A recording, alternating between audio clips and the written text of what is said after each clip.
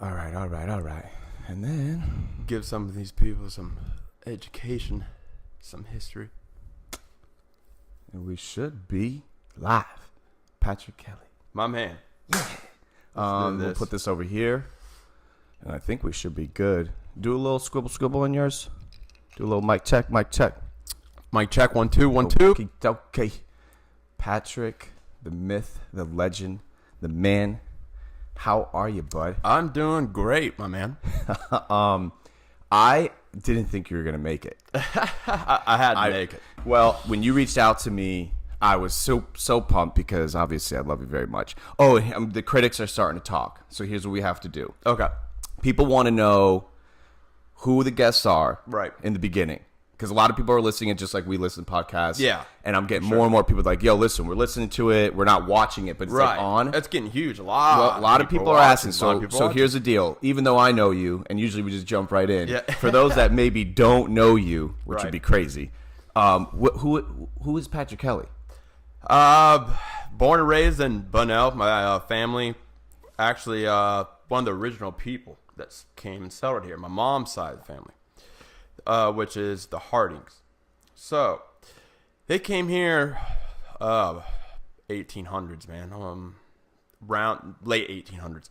That's pretty much when everyone settled here. Okay.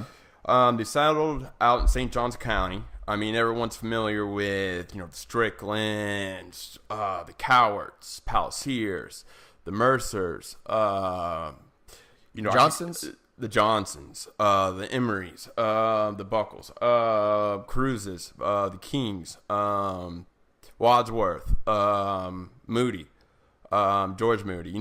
They named the roads. Right. Most of the roads are named after all of our people. parks, Right. roads. So this is your heritage. Absolutely. Now, you also grew up. Obviously, you grew up here. Grew up, yep. Born We and grew raised. up together. That's where I know you from. And that's Exactly. So, and you are just someone who's extremely well rounded with the community. Yeah, I've done a lot, in sports and stuff. Helped bring hockey here back in the day. We started the roller hockey. Right. First, we were the first in high school to have actually a roller hockey I do team. remember that. Yeah. So we did actually. So fairly we well. Patrick Kelly graduated in 02. 02. We went to all the schools here. Oh, yeah. And for those that are curious, Pat's not here to rock a particular business or anything. I don't think. I mean, you got not some at all. husles going on, which Yeah, maybe yeah, we'll yeah. dive into. Right. But most importantly, you're gonna be, and I love you for this.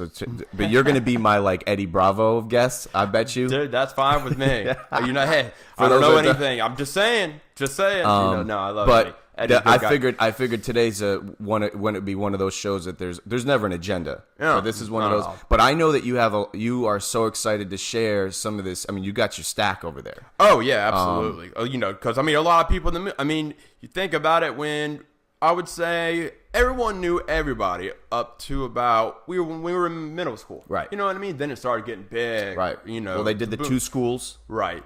Exactly. Before that, basically they just had one high school, even before FPC. That high school started in 1937. FPC did? Yeah. I don't know if it was called FPC. It was in Bunnell. Okay, I didn't know this. This is yeah. where things are going to get interesting. Exactly. My mom went So to that FPC, school. well, originally, I don't know the name of it you're saying, but originally it was in Bunnell. Originally in Bunnell. Okay. And that school was there, and they finally allowed segregation. We were the last county to do Wow. that. That happened in 1970. I didn't even know. This is good. Yeah, it was crazy. You think about it, it's like, what? Wow, we were the last county to segregate. That's just madness. But yeah, that happened in 1970. The school burnt down actually in when Mom graduated. I want to say, yeah, it was I think the school burnt down in 1970. Then they built FPC. So the school burnt down in Bunnell. Right. Holy Then they bananas. rebuilt it 73. Okay. I want to say. Could be wrong on some of these, but it's around that area. Okay. And then that's when we got FPC. And for a lot of people, this whole place could have been Orlando. A lot of people don't know that. Wadsworth was this close of selling all the property to Walt Disney, Okay. But instead, they wouldn't come off the price from what I've heard and the information I've gathered. So he went with ITT. Wow. Yeah. So this is 70s ish. Yeah, this is. Now you're no, talking. that was in actually. Well, Marineland came here in 1937, Okay. and that's how the whole Disney thing got started. Because I guess when it opened, they had 30,000 people, like a 10 Marineland. Wow. Like I had like there weren't. Well, it where'd was you the get first 30? marine park. Yeah, first marine. Yeah, absolutely. So those people had to come. I don't know. They came from everywhere. Right. Yes, to see this. So they saw how this is a big moneymaker right here. So I guess somehow that got turned in, and with the Walt Disney thing, and I guess the prices didn't work out, and then he ended up going with ITT and started developing Palm Coast. And when we were here, people don't know, there was only 95 US 100. And then there was a McDonald's, a Walmart, a Eckerd's, Publix. and a Publix. Or maybe Publix was later, but it still was where the original Eckerd was. Yeah. And that was it. Yep. Yeah. Then you had Flagler Beach. And that was when it was the drawbridge. Yes. And remember that? Yes, I do. Waiting for that thing. God. Yeah. A lot of people that live around here are just, that moved here during the boom. They just don't know. Are we still booming, you think?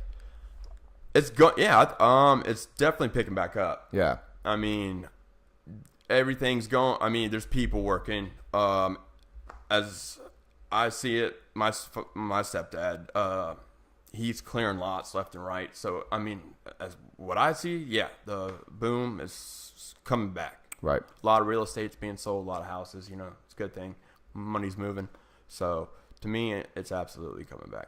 So now, when you had posted online the other day about some of this history, I know you like resurrected this. Like, there's such good heritage here. So some of the names you brought up. Now, I don't know all of them, but the Cowarts, the Johnstons. What's up with Tanner? Because you guys lived across from each other. I remember going to visit your house. Tanner, right. Is she old? She's like. That's my dad's sister. Okay. Married.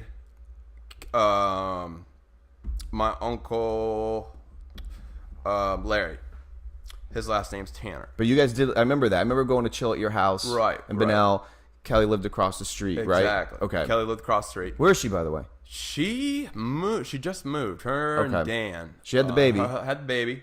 And he took a really good job. I think they moved. I want to say like South Carolina or something like that. She's watching. I love you, Kelly. Yeah, shout out Kelly if you're Miss watching. you. Love you. And yeah, I mean, I'm actually related to the Durances. Katie Durrance. Through when you go through this book that I have, it's called. Oh yeah, what's this book you got here? This Bible. Pretty much. It's a Bible of Benell. What is it called? Onto This Land. And my Aunt Myrtle actually helped write this book.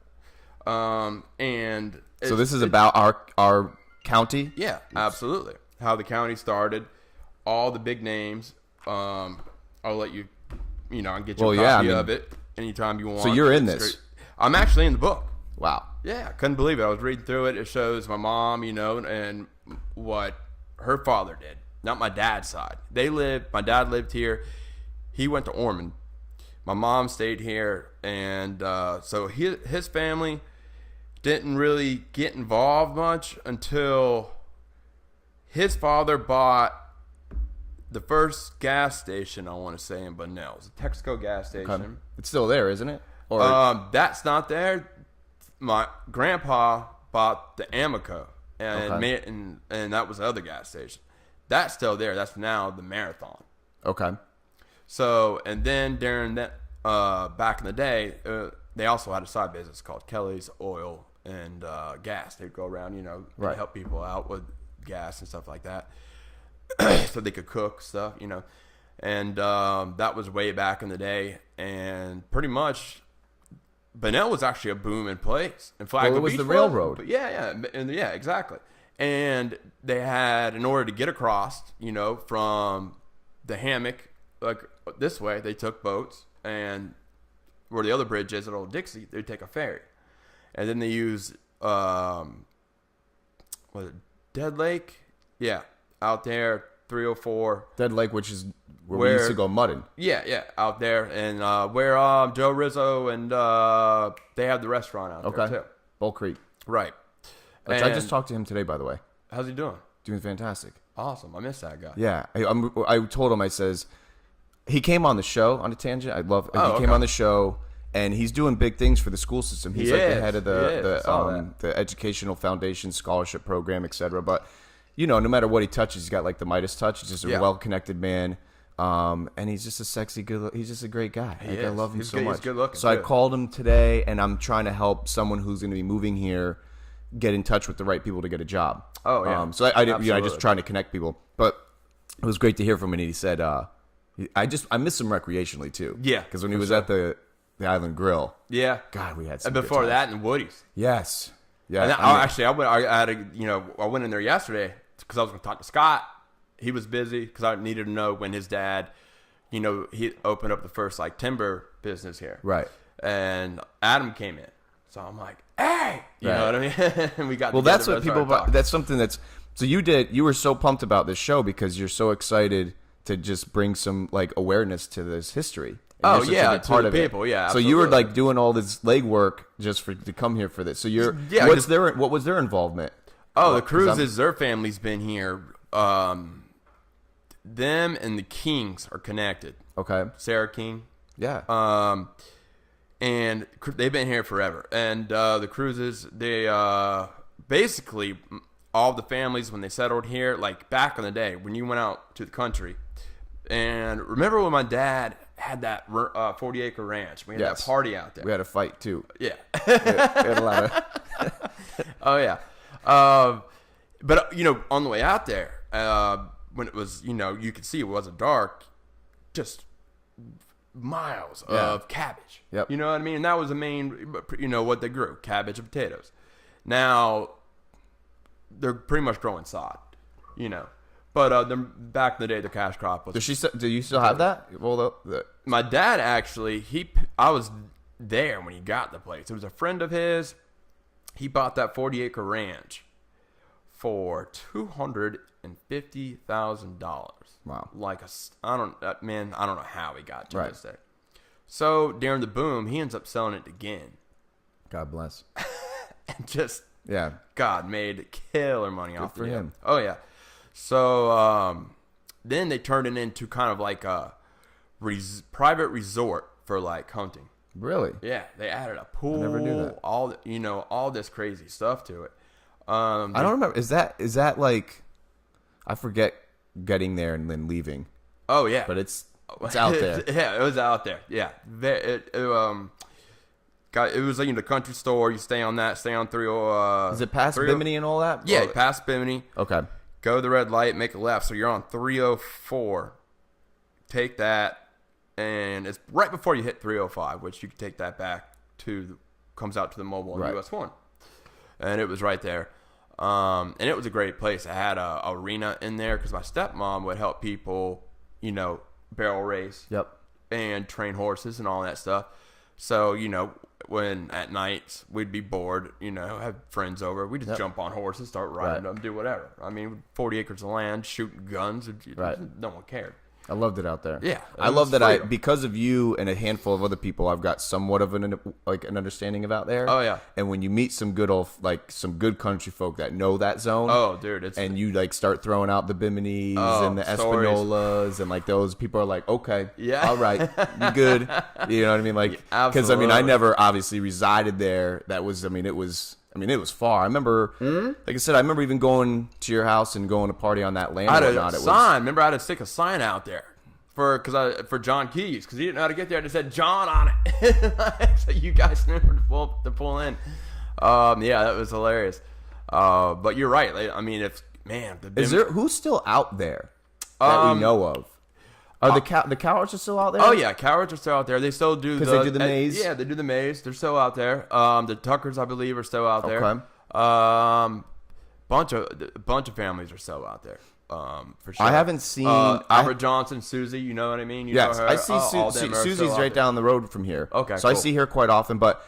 Now, I get to see once in a while Gail Wadsworth. Oh, okay. And I went to this meeting not too long ago and it was like one of those like suit and tie meetings. So it was a lot of like really important people, I guess. And this dude was giving a presentation on the railway system that they're going to be building, that's going to connect like Orlando to like maybe I don't know where exactly. Is this the speed? Yeah, like it's supposed to be the high speed rail system. So homeboy was extremely intelligent, knew like kind of just presenting what was going to be happening. Right on. And at the end, questions were allowed to be asked. Gail is just on another level. Oh, dude, obviously. totally.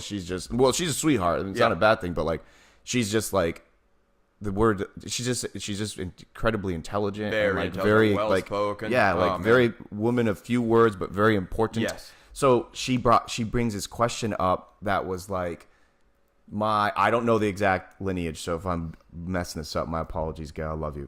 But someone within her family was heavily involved in Bunnell and the original railway system that was what put Bunnell on the map back then. It was. So the way she broke down this question was, you know, like she's kind of like bummed out that Bunnell has kind of become this like not paid attention to area, from development to business. To just call, you know what I mean? I don't blame her. I mean, and like I said back in the day, Bunnell was a booming place. So she was saying, she said it in a very nice way, but basically saying like, can we expect, you know, like you to like connect Bunnell on this route? Yeah, absolutely. Like make this a spot, and then businesses would want to draw the attention. Absolutely. Because dude, shout out to all those people that we still are friends with, that we even grew up with, like the Terra Novas with their restaurant out there. Yeah, I think Jen Stone's dad still running. Oh yeah, J&J Auto. J&J Auto. Shout out J&J Auto. You fixed my vehicles many times. Man, I love you guys. And Jen, thank you so much. I'm forgetting some of the other ones, so my apologies for all those out there. But like those are two of the ones that I just know of that have been there. Yeah. For Bantam Chef. Chef's been there forever. Harris Groceries. Harris Groceries. That was like the dude, first I love man. him. Oh yeah, talking about if you want to go, if anyone's listening, the best meat in the county, Harris has it. 100%. By far. Shout out to Rusty and all the crew at Harris's. You guys are great. Unbelievable. They have the best meat by far. I did when I got to meet him for the first time. I always knew of them in the store, but when I got to have a direct relationship with him, I had Baby Pickle at the time, and it was my little company that was doing like helping single moms and families in need. Right on. So we did this once a year. We would do this gobble trot or something. Nothing new under the sun. It's just one of those like walkathons, and the money raised would go to help out. Oh, that's great. But it was no corpo. Okay. It wasn't a 5013C. Like literally every nickel that came in, I would go to Harris Grocery. Right. He would help me make literally like nothing fancy, but like stack paper bags, like a full Thanksgiving dinner. Exactly. And dude, every year for about 3 years, I'd roll up right in Bunnell. Oh yeah. Parked a car and was just like, and I had no rhythm or rhyme. Like I just was he doing it outside, grilling it outside? Oh, bro, no, I was just handing them out to families. Okay, yeah. But it was like I got to be in. I don't know. It meant so much to me because some of those people I met are still like family to me. Yeah. And there's all this stigma about like Bunnell and this, and I'm like, bro, you have no like. Yes, don't get me wrong. Every area has a spot. Like if you're out there looking for a problem, 100%, you're going to find it. But dude, when I rolled in, it was like my wife and I, and like maybe a friend or two, and that was it. And we pulled up, and by like this, especially by the second year, people were like, "We love you," and we were just to help out, right? You know, not to say and there's so many nice people in Bunnell. Oh man, and half of them I even knew anyways. Right. Half of them I was like, "Yo, what it is?" You know. But and it's not even that they needed it. It was just more of helping hand and this was when the economy wasn't even doing that hot, because this was about 10-ish years ago, give or take. So like things weren't, you know, so everyone could use a helping hand. Absolutely. But when I'll never forget when I rolled up into Harris and met, it's Rusty, right? Yeah. Just, dude, like, you know how, like, when you're dealing with corpos, there's all this red tape? Oh, absolutely. You're like, give us your 501. Yeah, he's not, yeah, no. Dude, he was like, before I even finished my sentence. He's not about all that. He was like, dude, just anything you need, consider it done. He's a great guy. He's all about people helping. He was helping me put them in the actual car, like the packages and stuff. Just great guy. But this is why I love you're here, because these are a lot of things people don't know. Even just Harris Groceries alone, like the fact that there isn't their poultry and all their meats and produce, like that's being it's domestic. Yeah. From, it's from around here. He gets all the meat, I'm pretty sure, from ranchers around here. Right. You know what I mean? So that raise the cattle and stuff like that. I mean, and actually talk about cattle and stuff like that. I didn't know this, but Bunnell was the first people to have a 4-H club I didn't know. in the country. It's like, That's a what? fact? Yeah, fact. Wow. Yeah, couldn't believe And it. 4-H, for those that don't know, that's like that's like the what do they call it? That's like shop for like raising. I mean, for farming. For farming. Like it's a vocational class in school. Yep. But it's like huge. I mean, that's like something. Huge. It's a lifestyle. Exactly. I remember the 4-H. And yeah, it's even bigger now because you got the. Oh county wait, on a fair. side note, before I forget too, because of them, you reminded me of people we grew up with. What's up with the Weeks? Oh, they're Aren't they old? They're doing good. If you go out there like on 304, you can pass their house and there's Okay. nothing but farming. That's they're killing it out there. So who's still farming right now that you know of? Like they said, the cow. Albert Johnson, Okay. and like I said, most of it, a lot of them that I know of aren't doing potatoes and cabbage anymore. It's all sod grass. Sod. That's Yeah, just where sod. the money's at now. That's huh? where the money's at. So that's where they switched. The year that happened, I'm trying to just remember because I'm going out there when they were done picking the ones they left behind, it would smell. Oh God, I do remember that. Oh, so I'm trying to remember. It had to be. I want to say after the boom, maybe or before. I'm not. I mean, I should have asked my dad about that When cabbage took it, when it started going for the when other. it started going aside, yeah, for sure. And then the Stricklands are still doing it, I believe. But they're the main players. I think the Stricklands, Johnsons, Tuckers, and a couple. I'll think of some other ones. Whoever we forgot is whoever probably we like forgot. we're like, oh hello, Yeah, exactly. but it'll come up. Yeah, definitely. So for what? sure. So when did? I mean, do you have? What's the opinion of Patrick? Like, what is your opinion now of like the town, the area? Like, what do you feeling? You got? It's got where it's like for me. It's the way ITT kind of planned Palm Coast out. They didn't expect how many people were going to move here. Yeah. So you got the drainage stuff all messed up, the lots. And this was going on. Flagler County started 1927, 1907. It was around Something that like area. But when ITT came in, yeah, they were what they were doing is the people in New York, whoever they were connected with. They were like a lot of people were scamming people too, selling fake lots to Right. people. A lot of people were getting upset, and then that's how they got the people to move down here. And then we got great weather, of Right. course, so that attracted a lot of people, but it wasn't set up for this many people, as in because Palm Coast is just exploded, It is exploding. and it's nothing like when we were in high school, what was on 100? I mean, the high school, Tommy Gibbs. yeah, Tommy Gibbs, I think, was there. High school, no Target, obviously any of that yeah, stuff. but airport, hijackers, hijackers. I mean, That was no really, town yeah, center, nothing, no Target, none of that. Did you hear about this apartment complex they're building? Yeah, I heard it. It's going to be a town center, right? That's what I'm hearing. I see that stuff online. Jonathan Robinson brought it up on the show the other day. Okay. He's getting, I guess, I don't know this, and I could be completely incorrect about this, but I guess it may be being zoned as like low income property. I'm not sure. So don't blow me up if someone's like, no, it's not. But that's what Jonathan was saying. Now, I did see something come up online the other day, and Melissa Holland, I think, our mayor. Oh, Hollands, that's another family. They've been here They've been here forever. Well, Yeah. Holland Park. It's funny. I guess the rule of thumb is if you know a road and or know a park, then it's named after. They've been here forever. Yep. She was on the screenshot of this article. Now I don't know if she's advocating for it, if she's not. I'm not sure. But either way, it looks like it's pretty official. I think it is going in the town center, which the town center is where Epic Theater is. Is that Correct. where the town? That's what we're considering the town center. Consider it. Yep. It's got to be. Obviously. Where else are they gonna put it? Yeah, that's true too. I don't even know. It's crazy how. Well, it's funny because if you ask somebody, like I live in the B section, Yeah. and you go, which one? And they're exact- like, what do you mean? You're like, okay, exactly. you're at Indian Trails, Right. but the original B section was the Woodlands, Yeah. and that's where I used to live. That's the oldest part of Palm Coast. Shout out to Solomon Bannister, Yeah. Jerome Davis, Yep.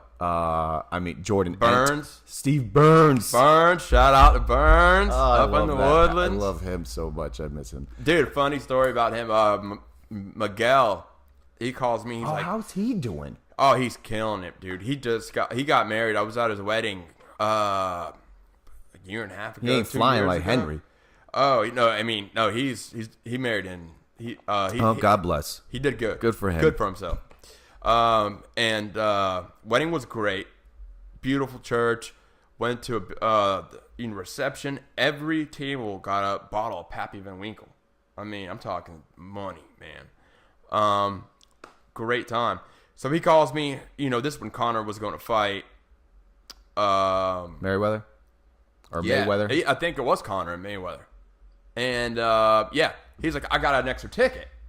What? And I'm like, No way. okay, hold on. Let me see if I can pull the money together. At the time, it was right after Irma. Yeah. Came through, wiped everything out. Tickets to that fight? He got tickets. God It was either that or when Connor fought, it was on that big card when he became the 155 champ and 145. I think that's what it was. Any fights he in is, Right, it's huge. Yeah. So, anyways, at the last moment, I tried to make it. Couldn't happen. I'm like, dude, I can't go. He was like, who do you want to give my ticket to? I'm like, whoever you could find real quick. Steve Burns hits me up. Hey, you got that ticket? I'm like, dude, go. Steve's like, thanks. They're out in Vegas.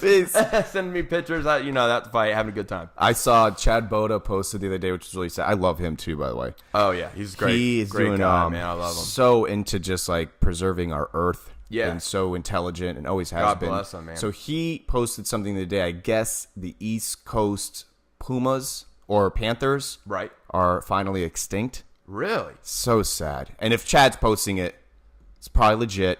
Oh, yeah. I mean, I definitely And of would course, take there's word probably for some it. kind of like, there's probably some kind of political system where like under 100. I mean, if they're literally Yeah, dead, that's so sad. But they're is, pretty man. much, and we've heard about that. The Panthers. Well, And where are they going to live? They're like That's exactly.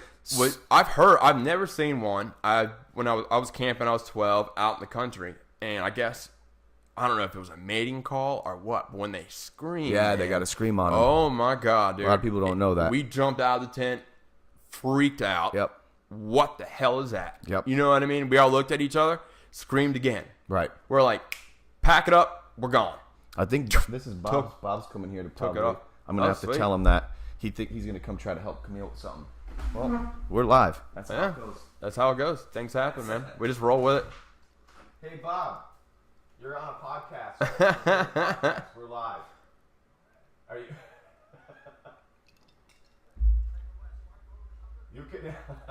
You can do your thing. You're gonna come. Right now probably wouldn't be good because the dogs are locked up. I'm sorry.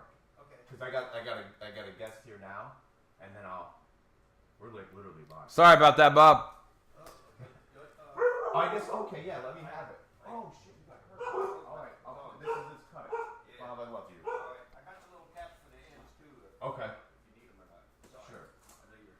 No, Some it's fine. serious bolt cutters. That's a real thing. Look at. What are you breaking into? We're doing a job tonight, bro. You all right? No, Bob, dude. It's so funny. Whoever's watching that knows Bob is like a legend around here. He is the most loving handyman. He's just a chill, retired guy.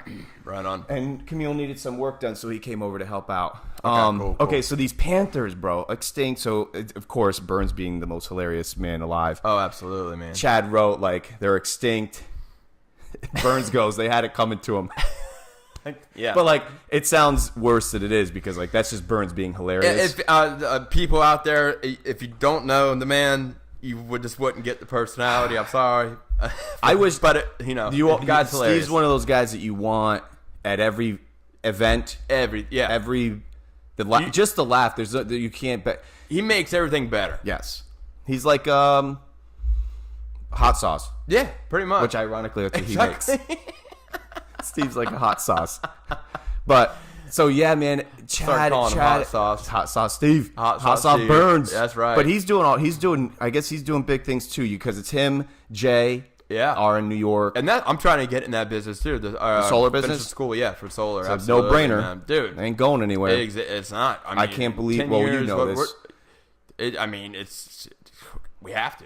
They're doing really well too. I guess they're doing. Yeah. And they've been hustling that for quite some time because I remember I would go see Scott Van Dusen a lot, and that was when him and John were living in the city. Right. And then like Scott stayed, John ended up going to become Captain America. Absolutely. And I would go up there, and shout out to a dude named Mike Galino, who we met out there, and they have a great little like crew out there. Yeah, they kill it. I know we're all getting older now, but Dave Maldonado, he's another guy they met out there who has been like a mentor to me. So it's just been a great group of people. Want to hear a crazy Chad story before I forget? Oh yeah, I'm in Sweden. I got a couple of them. We got to kind of like, we got so many. I was almost going to go to another place with the story of the ranch area, and I'm like, ugh. Exactly. Chad, I'm in Sweden, bro. Lost as hell. And for those that have been to Sweden and all those types of countries, there's no addresses. Right. It's just like, it's an old New York, beautiful people, beautiful area, but lost. And no disrespect to the Swedes, but not very warm, especially to like a short Italian guy. Right. You know, like they weren't like willing to be like, and I'm lost as shit, dude. Yeah. I'm just so lost. I gotta be the American complex. They're all intelligent. Most, the minute you leave the States, everyone speaks 4 languages like naturally. Yeah. So yeah, I already absolutely. knew. I wasn't gonna say, can you speak English? They all could speak it probably better than I could. But I'm lost as hell, and this is a long time ago, and I'm late to my first day of work, so I'm petrified. In Sweden. Okay. And I'm freaking out because I'm so late. And of course, I'm like trying to get there early, and I'm asking people because I had to take like 2 or 3 train thingies to get to this zone, and I'm in the zone, bro. I'm like literally walking around. It's starting to rain. It's freezing out. Freaking and out. Literally at a corner of a building. Like I turn a corner, he turns a corner, and he walks by me, and I'm like, and of course there's hundreds of people. You know, it's just like a Manhattan. So you're doing like the double take. I'm like, what the? And he's already far enough to where like this is gonna be awkward if it's not, because I have to yell it. Yeah. And I'm like, but you got to Chad, go in. Chad Boda.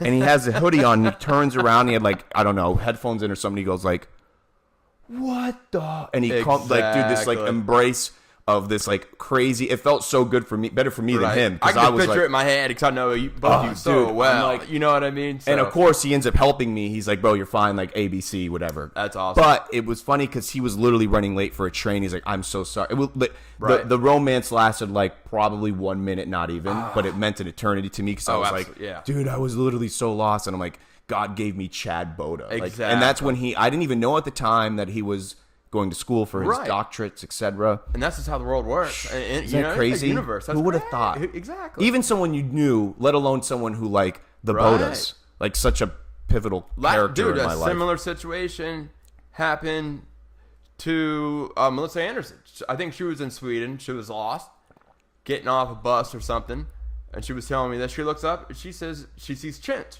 Who? Chinch. Chinchuli? Yeah. Yes. What a crazy. And she's like, man, I'm lost. What do I? You know what I mean? And they see each other and they help each other out. At another time, when Trey just got married, I'm walking off the boat, to go to the wedding, and I see this girl I dated in high school. Remember Yvonne? Wait, was she a Spanish girl? Yes. Sexy. Yes. Yes. Yes. Where's she at? Utah. Okay. I do assuming. remember her. Yeah. You always said sexy, so. She was very sexy. Still sexy. Yeah, so she... Dude, I remember on that tangent, she had braces. Yeah. She had just moved there. Yeah. You put the Patrick on her where you're just like, look, I'm going to love you. I'm going to let you in. I weirded her out like the first time I met her. Well, yeah, but it was out of love. Absolutely. Wow. I don't know what to say. Okay, It was continue. just, Sorry. I totally, I like remembered when you said you remember, I was like, I remember short, naked chocolate Exactly. skin. And then boom, the braces hit. And then I remember her being scared because she was new. Right. And you were like, nah, come on. Exactly. All right, so her. No, okay. so we're in the Bahamas. And I just so happened to be getting off the boat going to the wedding. No and way. she's walked right past me. Dude. Yeah. And she's with her husband and family. And I'm like, double take, Vaughn? She's like, Patrick? I'm like, what? You know what I mean? Isn't oh my it crazy? God. Yeah. Like, how that works. Like, just the universe, man. I don't know. It is interesting. It is a small world, no matter where you go. And speaking of Matt Cichuli, he's doing work on the hemophilia, which is huge. So I had a hemophilia. I don't want to call him hemophilia guest, but his name's Ryan, and he has 2 children that have it. Okay. And so he started this nonprofit that's it's bringing awareness to it. It's so shitty It's just your blood doesn't clot, and it's just a big issue. But long story short, he had no idea that like I even knew Matt Cianciulli. Right. It's so crazy. Like he brings him up during the show because Donna Cianciulli, which is like another mother to me, to all of us basically, she had dialogue with them prior to even them knowing that I knew them. So he brings up, he's like, yeah, there's this guy named Matt something. Donna's son, he's working on some hemophilia. Something. I'm like, you've got to be kidding me! Like, and not only that, like, what a noble cause like that. Matt's working on that. Absolutely. And Matt's always been a great guy. Yeah, he has. I told him he was like, boys wanted to be him, girls wanted to do him slogan. That's kind of how you wrapped up Matt Cianciulli. We're driving to school, and he's just running. Yep. Yeah. I mean, always dedicated. So dedicated. But not one of those guys that were like, I guess I don't know if people say straight edge anymore. Is that like? But what I mean? He was just in town. Like I want to say 6 months ago. I saw him. Yeah, he was in town. Yeah, he was in town. I met up with him. You know, caught up. He's doing great, man. Always had a. Oh yeah. Like he's 10 steps ahead. He's quick with the mind, slow with the tongue, kind of guy. Absolutely. Man. John Keys. I messaged him the other day. I sent How's him. he doing, man? I send him love notes via like I'll text him and as much as I know, and I'm never expecting one back, so you never know where he is. Right. But dude, he's from my understanding, last time I talked to him, still in. Okay. So and of course that's it. Like I don't got right. I mean, I'm not even holding out on you. That's pretty much it. Gotcha. See him once in a blue moon. Yeah, I think he's got Virginia, and that's pretty much all I got. Beats on him. But one out of every 5 texts he'll respond, and of course we're basically sexting. You know, it's just like, absolutely. I miss your penis. Yeah, I do the same thing with him. And I love when he responds. My bed's cold. I need you. I actually said, which I doubt he will, but I was like, one of these days, I would love him. But dude, he's always you can't even talk about just anything, but bro, just share. But he's so the world. He's so chill about it. Yeah, no one knows. No one has any clue. Don't. They ain't got a clue. Not at all. And then we've got. I mean, let's bring back this now. So now with this, okay, Palm Coast becomes a city when we were growing up. Right? And I remember that was like a big deal. We became like incorporated or something. I don't know what the actual political terms. It was basically, IETT hooked up with Joe Gardner, and I met all these guys. Me, Trey, just all of us grew up together, small. Our fathers would hunt, so we had a hunt camp. We would stay the night there, get up, hunt. We were with our dads. We're little. Joe Gardner, one of the Gardners, he was very well connected. IETT. Cool story about him. I mean, it's funny, cool, just hard ass dude. Well, we're down this. When you're hunting, there's these dirt roads. There's no roads. So everyone, you just hold on when you're a kid. You're in the back. You fly out. They're going with the dogs. They're going to shoot a deer. And if they shoot a deer, we're skinning it. We're clearing it, getting it all ready. To eat. Anyways, we're sitting there, me and my dad, and we hear a gunshot go off. We don't hear any dogs or anything. We're like, what's that? My dad radios Joe. He's like, did you fire a gun? He's like, yeah, I need your help. Come down here. And he was on top of a dog box. It goes in the back of your truck. Right. Dogs are in it. He fires his gun by accident, blows his toe off, goes through the dog box, doesn't hit any of the dogs, and then just drives himself to the hospital. I mean, like, so hard, and just gets it fixed. And do I know him? Did he grow up with us, or was he Kelly Gardner's grandpa. Okay. So and so Kelly was with us when we were growing up. So we experienced all kinds of. He blows his foot off. Yeah, just drives to the hospital. Just unbelievable. Yeah, that's awesome stuff. Where we grew up. I wouldn't say fast, but it was just a different world. Right. You know what I mean out there. And nowadays, I mean, those guys are. You think back, like even what these people do with farming with equipment they didn't have now, they had back then. All the work they had to put into it. It's like, man, it's just unimaginable. On a tangent regarding farming, there's this big movement right now in the techie world called the right to fix. Have you heard about this yet? I have not. Okay, so right to fix is meaning that the companies like Apple's, John Deere's, anything that's a multi-billion-dollar company that supplies you with a product Okay. They're literally it's going through it's one of the biggest cases that's still going on right now at the supreme level. These companies do not want to give away and or allow you to fix your own shit. Whether it's where the biggest movement's taking place, it's not necessarily on like the small commercial level, like you and I, like our iPhones, even though that's part of it. Right. But let's say you and I own a farm, which isn't too hard for you to even imagine, right? Right. So let's say you got 4 John Deeres, and now of course this equipment, we're talking within the last 5-10 years, hundreds of thousands of dollars for one tractor, one this. Well, the way that John Deere is specifically part of this litigation that's going on. Oh, they got to be because of their equipment. Mm-hmm. So what's happening is they sell you this tractor trailer for, let's say, $500,000, right? Okay. This monstrous machine. It's GPS. It does this. It doesn't even need a human being anymore. Right. Well, the GPS thing breaks. Okay, right? then that's going to mess up. What John Deere has is that it requires them to have to go see John Deere to fix. So they're making more money than they ever have, right? Because it's contingent on going to them to get your stuff fixed. Well, they're losing the product though because it's. Well, what's happening is the farmers are the ones being most inconvenienced. John Deere's just yoking in even more money because we're talking tech money. Right. We're talking like it's like there's no tangible goods behind them? it. So, yeah. Well, here's what's happening. Just like in anything, there's hackers. So there's these guys that they're hacking the machines. Oh, wow. Now, this is a huge spider web of crazy, convoluted. Rabbit hole. I don't want to. Don't take my word for it. Right. Look into it. It's called The Right to Fix. It's huge. I'll definitely check it out. But these farmers, bro, I think Vice actually did a document. You know those Vice documentaries where they're like condensed to the point, in and out. There was like 2 or 3 on them. It's crazy. So like it's weird when you're watching it. You're trying to. Who doesn't want to become a multi-billionaire, right? Deep down inside your little fantasy land, right? Mm-hmm. Like I want to be a billionaire and I'd love to own. And then you think about like, well, I wouldn't want everyone fixing. I want like it's my, so you see that side, play devil's advocate. But then you see these farmer sides where that's what reminded me. You're talking about people having to be farming and any kind of that.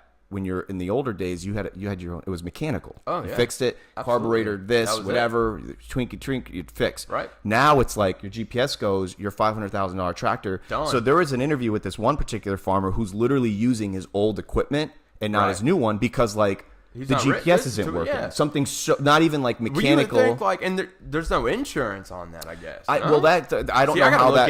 Dude, it's gonna consume you, especially with your mind. I definitely need to look into that. Because dude, it ripped my heart out when you're seeing rabbit hole. I gotta jump down for sure. So it's called The Right to Fix, and of course that trickles into even the tech world now. Like, dude, it just came out yesterday or the day before. There is a guy. There's only place in the world that has like the flea market of tech stuff, like textile stuff like this. Mm-hmm. And this dude brings this guy from Vice, I think. Because I watch a lot of Vice, and I know a lot of people probably think like it's a shitty. I enjoy it. Yeah, I learn and I do my own research. Yeah, exactly. So this is a fact. There's this place. It's literally like our flea market on steroids, but they're selling like parts to anything, all electronic stuff. So this dude within an hour, like less than an hour, they go walk around. This dude buys every part for a cell phone with this guy. There's a McDonald's that's like it's notoriously known for being this McDonald's where all these smart he's techie setting people. Up a hack. Bro, he built his own cell phone in like 30 minutes. Right. A full functioning working cell phone for $100-ish. Wow. And what he was doing, now this guy, his ethnicity was not state-based. I was thinking he was getting piece by piece to set it up for credit card fraud. No. Like this dude was just straight. So like he's like, this is how easy it is. It is. But here in the States, we're programmed to think like, oh my God, my phone screen is broke or it's not charging. You would be surprised how easy it is to fix stuff. No, I don't want. Let's be. Shout out to Jason and those guys that are. Tech.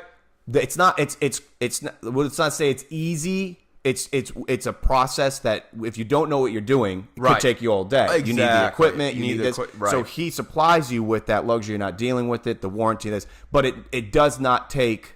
It's not scary. No, it's just it's just foreign. Exactly. So this guy was just basically like, kind of joking and like how the states we're just so programmed with tech. You know, even like this. Like, let's say my PlayStation stops turning on. Right. We're programmed to be like, throw it out. When you chuck go get a piece. Other back countries, on. especially tech-savvy countries that are accessible, like, I just need a new CPU or I need a new power cord. Right. These kids, they were showing, dude, the McDonald's on top of this flea market is packed with people, and the they're kids all are the all best just at it. teching out, bro. Yeah. And it's crazy. And it's and now, see, that's the thing. And you go back to the cell phones now, which I was saying, like when we grew up, we didn't have any of that stuff. We were outside playing, dude. When the light, when the street lights turned off, that's when we were in. Dinner was ready. Stuff like that. Nowadays, kids, how they grow up. Jonathan and I were talking about that. I don't see a lot of kids out. Now, I do have shout out to Dan O'Fallon. I love that guy. His kid's supposed to come on. They have a little band. Dude, these kids are outside. I see them outside, banged up, bruised up, having fun, surfing, playing. Now, Flagler's kind of an anomaly here because, yes, we have the ocean, so you still see a lot of these Groms being out. But, dude, you don't... Exactly. You Surfing don't will see... always Jonathan be and I here. were talking about, like, forts. Remember having some forts? forts? Dude, forts, paintball. I do think that's society go-karts. All that stuff. It's now one thing I can say to play devil's advocate, the tech world and the accessibility to it and the communication factor and the networking has done great work for those that can't. So great example, the dude Ryan whose sons have hemophilia and they can't play. Like they can't be banged up, hit up, they can't take that chances. Now they can still do some things, but point is they spend a lot of time on the networking and the playing. And it keeps them socially apt, it keeps them entertained. And I mean, even Rogan talks about this. When you're problem solving in video games and stuff, there is some kind of it's good for the brain. Yeah, absolutely. So there are bright sides to it, but then again, it's like get out there, breathe some air, scrape a leg, stuff like that. But it is absolutely you need air. Interesting. You need that environment, man, that energy. You got. But I can tell you, our school systems are getting. So I had Joe on, and Joe was blowing my mind with what. And I went to the tech center. Joey DePuma. Oh, yeah, man. Mike Pinto. I can't think of the name. I feel so bad. Sorry about that. There's another one. Joey's great. They're rocking this tech lab. Patrick, if you walked in, you would think it was like... Where's this place at? I need to go see it. You want to do a tour with me? Yeah. Joe wants me to go hang out with them again and get like a full... It would be rather nostalgic for us, too, because he can bring us to... Yeah. Did you go to Old Kings? No. So you went to Wadsworth. I went to Bunnell. Well, I went to Bunnell too, and then they yoked me. See, everyone went to Bunnell first. Bunnell was mine. Right. Then Old Kings opened up. Then you had you went Bunnell, Buddy Taylor. Well, you had to go to Wadsworth though, no? No. But it was Wadsworth and Bunnell. They were the only two elementary schools. Then Old Kings opened up. So I want to say first grade, because it was kindergarten, second grade. That's when everyone got split. Went to Old Kings.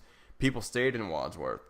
Then that's when you got split up in middle school. No, middle school. The other one was everyone was still in Buddy Taylor, our 6th grade year. 7th grade year is when everyone got yoked again. I was talking about that, Jonathan. Yeah. That was a big deal to us. It was, because it took everyone Remember apart. Jordan Ent? Yeah. Jordan Ent was like my only like good friend. Andrew Bass and Jordan Ent. I didn't see Mark Kess for 3 years. Yeah. It was weird. Like it made of course we until ended the up first making day of high school. Yeah. He was in my class. I'm like, dude, it sounds so funny because it's not a big deal. It was just young kids that got separated. But at the time, it was so sad because of course you didn't have a car. Your parents really didn't give a damn enough to probably bring you to wherever it was. But I remember Jordanette, Andrew Bass, and like even all those. I mean, most of those guys, and the Johns and the Erics and the Carloses, the Matts, they stayed. Carlos went to Buddy Taylor. Yep. I got thrown to Indian Trails. John but then went to Buddy Taylor. I went to Buddy Taylor. We all went 6th grade, and then I got moved to Indian Trails. And I remember it was cool being in a school that was cool and clean. I guess it was brand new. But I remember missing my friends, but that's, of course, everything evolved. I became best friends to this day still with Jimmy Gagliano. Oh, yeah. Teresa Lupi, and Jen Vandenberg. it was like when everyone got back together, it was like nothing. Oh, it was so it was awesome. like, time didn't matter. You know, It was like it was better though. It just hit off where it started again. You know, Ninth grade high school. Holy bananas. Yeah. Wow. I'd like to go back. So that's what I'm saying. Joe could get us in there. It would probably be like after or even during school. I don't know how it works. But I'd just love to to do see it. I haven't been in those hallways. I love talking about even Bulldog Break. I don't think they do Bulldog Break. Oh, they Bulldog don't? Break. I don't think so. Isn't Oh, that it's man, like I a feel sin? bad. That is Because I asked some kids that I know that not I see so many not young even kids. healthy. I think Bulldog Break is what. That's where the dating games were. That's Yeah. where the fights were. Well, I guess that's probably why they did this. Listen to Probably, us. yeah. I mean, yeah. Dude, Bulldog. That- I remember skipping first It's, period. You know, you run. Lauren's running the cookie thing. Like Lauren, just Oh, give me Otis 5 Spunkmeyer. cookies, and you're out the door. You know what I mean? You know, you go down and just everyone's out there. Can you? I can remember exactly where we would go. Well, it evolved. I think my first. Remember, there was always different spots. Oh yeah, absolutely. Everyone had different where they sat. You Yep. know, just on the stoop or whatever. What do you call It's it? so crazy But- thinking about that. Remember, Mike Gordon's mom would be in the referral. Oh, God, I yeah. remember. This is hilarious. I remember when Jimmy. We had a bunch of them. I think Nicole Waltman did it. I love her. I miss her too. Nicole and Jimmy, and this all happened at separate times. But when they started becoming like admins in the office, and they Oh, would take dude. our referrals and rip them up. I was Apperson's. Oh, the officer. Yeah. You were his assistant guy? His assistant. People would come in with referrals. I'm like, just give it. Yeah.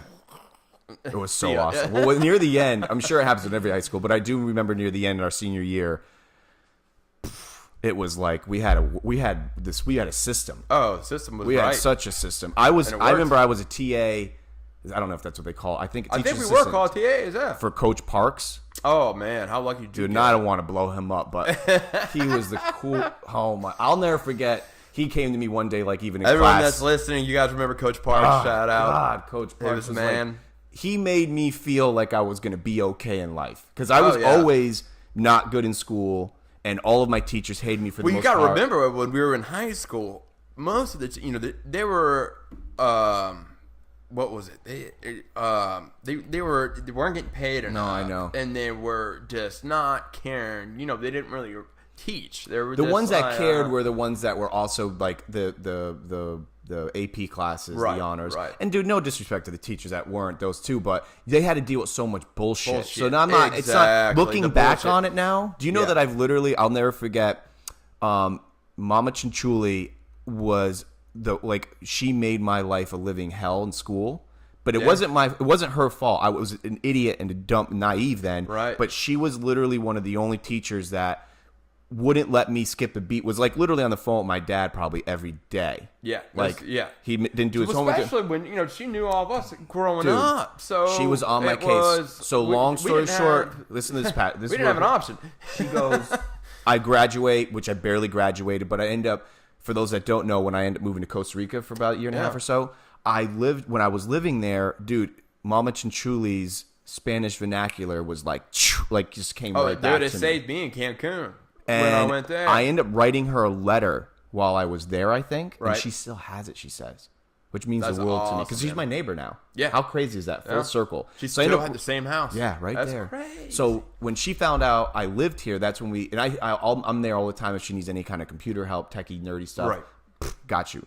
But I wrote her this letter of just like sincerest apologies of like, I'm so sorry I was such a prick. Because that's all that it was. Yeah. I wasn't applying myself. I don't know. I mean, you and I had a lot of classes together. Yeah. Oh, yeah. I didn't try. Did you? I mean, it was just too easy for us. Well, not easy. It was very hard for me, but I didn't try. Right. Like I literally wasn't going to school. I was like, Right. we were skipping Because it was, Eddie King. We could go back. I was literally get it. We could in 2 days. We could get the work done in a week. Like you know, Yep. what I mean, it took 2 days, and we could if we applied But ourselves. we were always the ones. But I was boom. skipping. Yeah, and then what was it, Taylor? Buddy Taylor. What do you mean? No, the teacher. We're in high school. Wait, Another coach.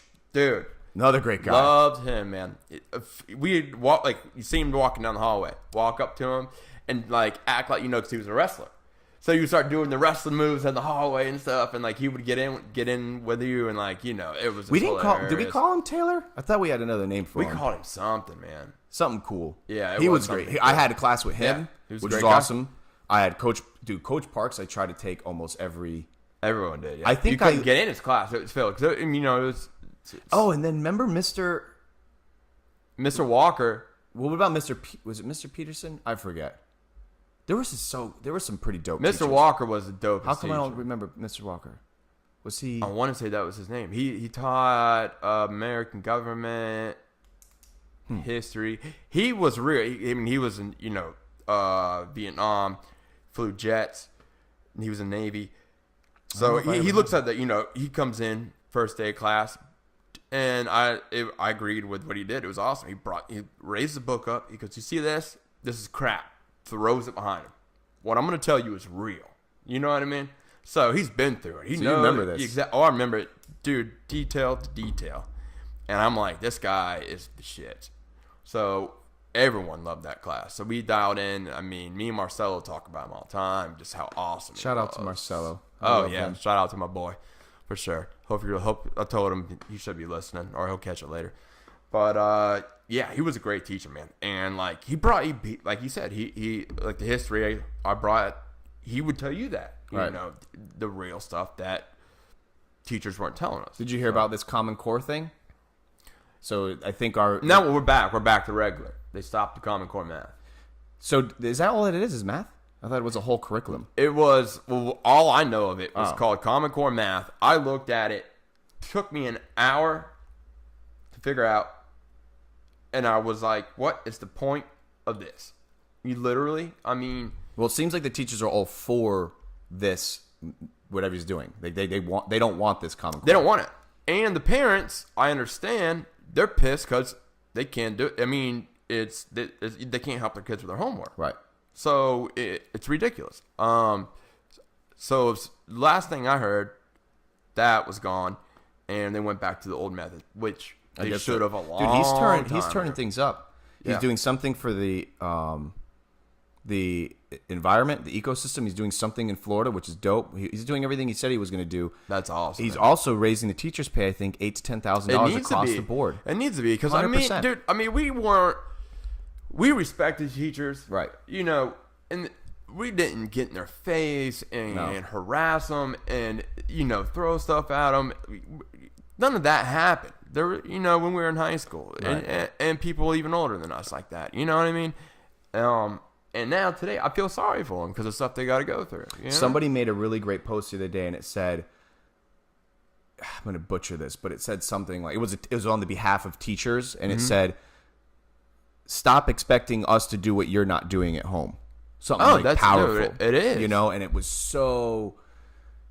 Of course, I don't get involved in the political stuff online, but I wanted to share it. But dude, we have so many friends and family that are teachers and or higher ups, and dude, I think it's ludicrous that and all of our civil workers, man, whether it's the police officer, no matter what it is, dude, they should be making. I don't know the exact dollar amount. And I don't want to sound like Robin Hood over here. They should be making a lot more than they should. It should be. I'll never forget when we were growing up and what do you want to do complex. I was going to teach. I remember I wanted to teach. Now, I was not scholastically gifted, so I remember even thinking about going to 4 years of school was already scared. I was scared shitless, knowing that I had to go to school 4 years, get a bachelor's or whatever. But my point is, as I started to grow up and realize what bills were going, I started real working world. at 14 years old at Subway with Stephen Hobbs. Shout out Stephen. So I was working. Ice cream place. TJ. What? What was ice cream place by Benici's? TGI Fridays? Yeah, it was called TGI Fridays. That's right. Yeah. No, not TGI Fridays. No. TGIF. Something like that. TGI Yogurt. Something. Me and Goose Tomko worked there. Yes, Goose used to work there. So much free ice cream. Yes. It's great. Oh my God. Dude, this is why I love you. I remember it, but I needed it to be triggered. Exactly. TGI. I can't. It's gonna be. We need a Jamie on the internet. Exactly. God. TGI something, but it's gonna hit me. Goose would work there. Yep. Steven got me the job at Subway. I ended up getting fired. My cousin Kelly got me the job there. Really? She worked there. Yeah. Was that your first job? That was my first job. My first job was Subway, and then I got fired because I would let my friends. Did you work at the one with Ed King? Yeah. No. Ed worked at the Flagler one. I think you're right. Ed worked at the Flagler one. I think Ed got Steven. I could be wrong. But I think Ed it wouldn't surprise me at all. Just because they were franchise owners. Yeah. So somehow, some way, I think it just helped. Steve got me the job at Subway, and I remember he hated the fact that he did it because I was a horrible employee. Back then, I was 14 years old, 15 years old. Yeah. And I remember my rule was come bring your own bread. So Carlos was working at Winn-Dixie. Yeah. Yes. John, Eric, Matt. Like, I would have a train of people and they would have their own loaf of bread, and I would just, because they counted the bread. Okay. And I was like, oh, free sandwiches. They counted the bread. I remember that. Because the only thing they could count. Yeah. That and because Matt Boda worked there and he got fired for giving out free subs. I'll never forget. The day I finally got fired. We had to guess. Oh, the day I got fired was after like my umpteenth time calling out, and it was like a week after. You remember Subway used to have toys like a toy like a McDonald's toys. Yeah. Well, one of the toys this roundabout came with like a ball. It was like a ball. Okay. And I forget who it was. I think it was Carlos, probably. And Carlos and a couple of my other friends were throwing this ball in the shop. And this is what I'm saying. Like I was telling Jonathan Robinson, we would not have made it in this day and age with all these cameras now. Oh, God. Because they had cameras back then, but it was like VHS and no one was really watching them anyways. Carlos, somebody threw the ball. And remember the Subway? Most Subways had the neon. Stack charges on us. Oh, are you kidding me? I don't think half of us would be like, no. Mm-mm. There's no way. I know I wouldn't be. No. So someone threw the ball, hit the neon sign, and all the glass went into the food. Oh, so I remember hearing about that. We had to close the store, and of course I'm like, while it was like open. Oh, dude, it was like 6 or 5. You know, it was after the owner left. Right. But we threw the ball. The ball broke. The neon glass went all in the food. The lettuce, the ham, everything, and there was it couldn't be salvaged. I'm literally Steve. I think I was working with Steve, and this is where he was like, "Why did I get this guy this job?" You know, bro. It was to like a week later. I'll never forget. I was like in my girlfriend's house at her, like in her bed. It was like Saturday at noon. And I called, and everyone was. I think I was a junior.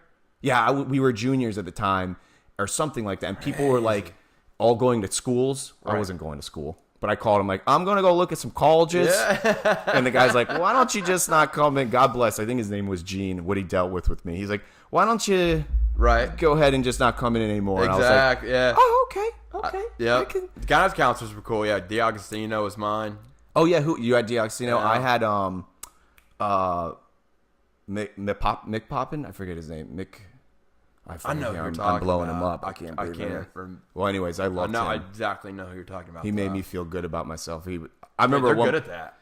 Yeah. You know who is too? What's her name? Trish? Trish is a guidance counselor at Wadsworth. Yeah. And she posted something really nice the other day. Yeah. Like a note someone wrote her. Trish is killing it, man. The students probably love her because she's like so sincere. And it was like a really nice letter of like, thank you for making me feel like human. Right. Because, dude, they go through, parents, you get the stuff from what I've been told, man, it's a nightmare, and I feel so bad for them. Well, we have a lot of people involved in the system, man. Yeah. A lot of people. It's crazy to actually think about it. You could start naming people that are in there, and then it's like, wow, I mean, but it's just, I guess that's what comes full circle with that is that when I started getting older, and I'm like, wait a minute. And this is about 15 years ago plus. And I'm like, you got to be kidding me. This is what they're paying these poor people? Mm-hmm. Like, it's stupid. It is. It's ridiculous, so stupid. Man. And not to mention now with the school shootings and all this bullshit. So now they got to think about that shit. You know, I mean, come on. Am I going to get beat up today by a student? Am I going to get shot?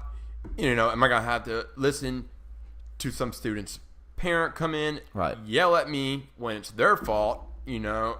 For raising, I'm not getting into it, but you know what I'm talking about, and where we're going with this. I guess ultimately the goal is that they deserve more, and I think God bless DeSantis for he's saying, like I said, it's an $8,000 to $10,000 pay raise per year. Good, which is once again, it's not gonna it's not life changing, but it's absolutely going necessary. It's gonna like free up, pay more and almost every teacher I know has to do something over the summertime. Yeah. Too, you know, like and it's like if that even bridges that gap to where now they can stay home with their kids and I don't know. Exactly. You're at work, you got paid if you're watching. Exactly. Yep.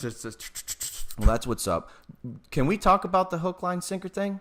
I was so excited about that. It's actually, was it Megan Penny? Yeah. She's we're in the process of selling our code, kind of. Okay. Like so, the right. I really can't talk. No, I much understand. about I understand. But well, you didn't know I was gonna even ask you that. So yeah, but because when I tagged you on Facebook, it still comes up as like right, yeah.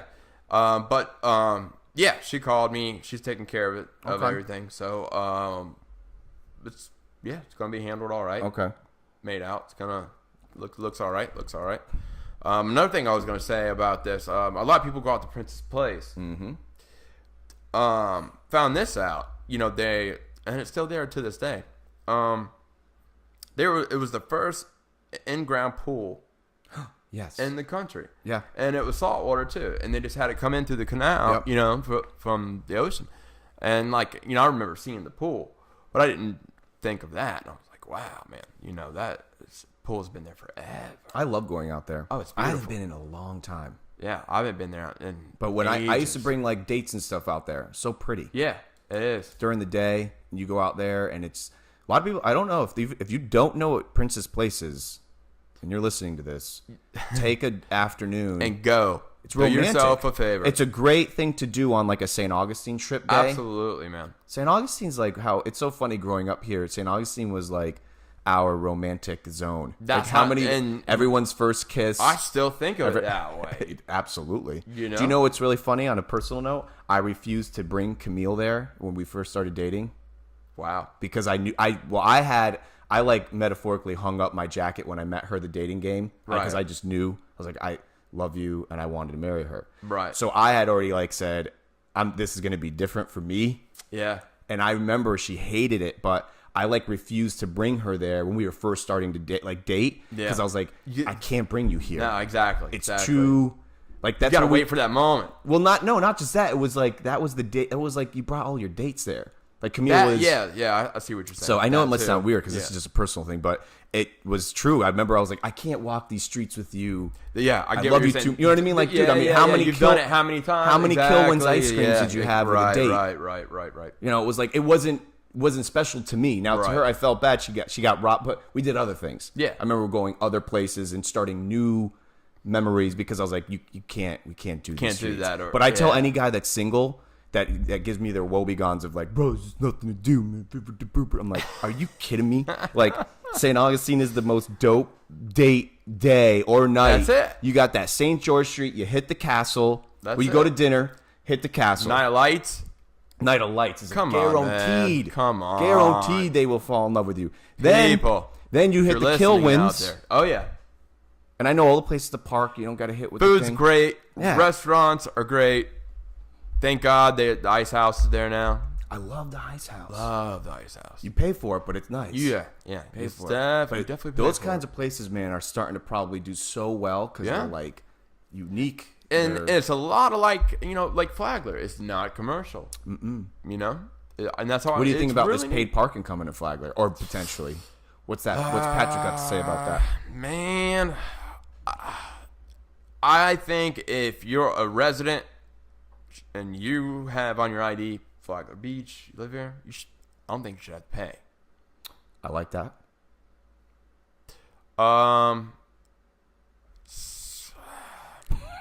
That's hard, man. It For is me, tough. You know, I've seen split. but definitely, my opinion, if you live here and it says on your driver's license, you know what I mean, just like the Hurricanes, if you could only Right. get, no, you should not have to pay to park in Flagler. I'm curious, in which I'm sure a little bit of research or even maybe a podcast. I'm curious to find out where that money going. You know, Me too. like Whose where that pocket money is going. exactly? Just like we didn't want people in Palm Coast didn't want that new community center built, but it was built. Yep. So I would be interested to know where that money's going and if it helps the residents. Here's something that's just pet peeving in mind right now. So they're ripping up all the boardwalks. Some Really? of them, What? the ones that are even just recently built.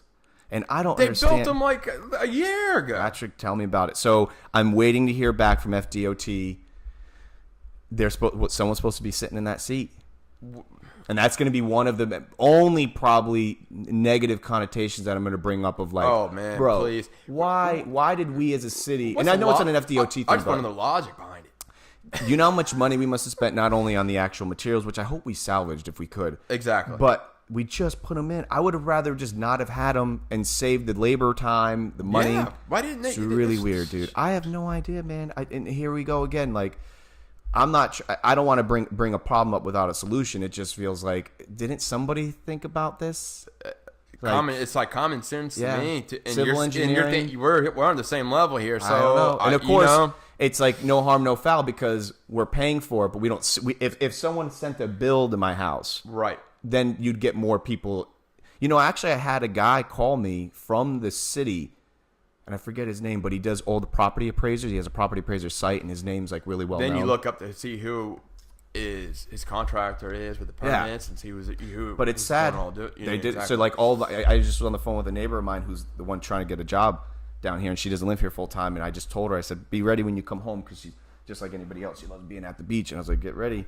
Our boardwalk's gone. I'm talking like they're going to rip up the entire boardwalk and paying for parking. Like, say where this car is, we're on your screen right here. Meters are going to be just lined up. Supposedly, my official source of input, because I think she's just like the matriarch of Flagler amongst many, is Colleen Conklin. Oh, absolutely. So I'm waiting. Once I start seeing what she has to say, I pretty much decide with whatever she says. And I don't know what her opinion is yet. I would like to hear her and Diana Klein and yes. Carla Klein. Klein. Absolutely. But they're probably all up in that book, or maybe, yeah, they are actually. I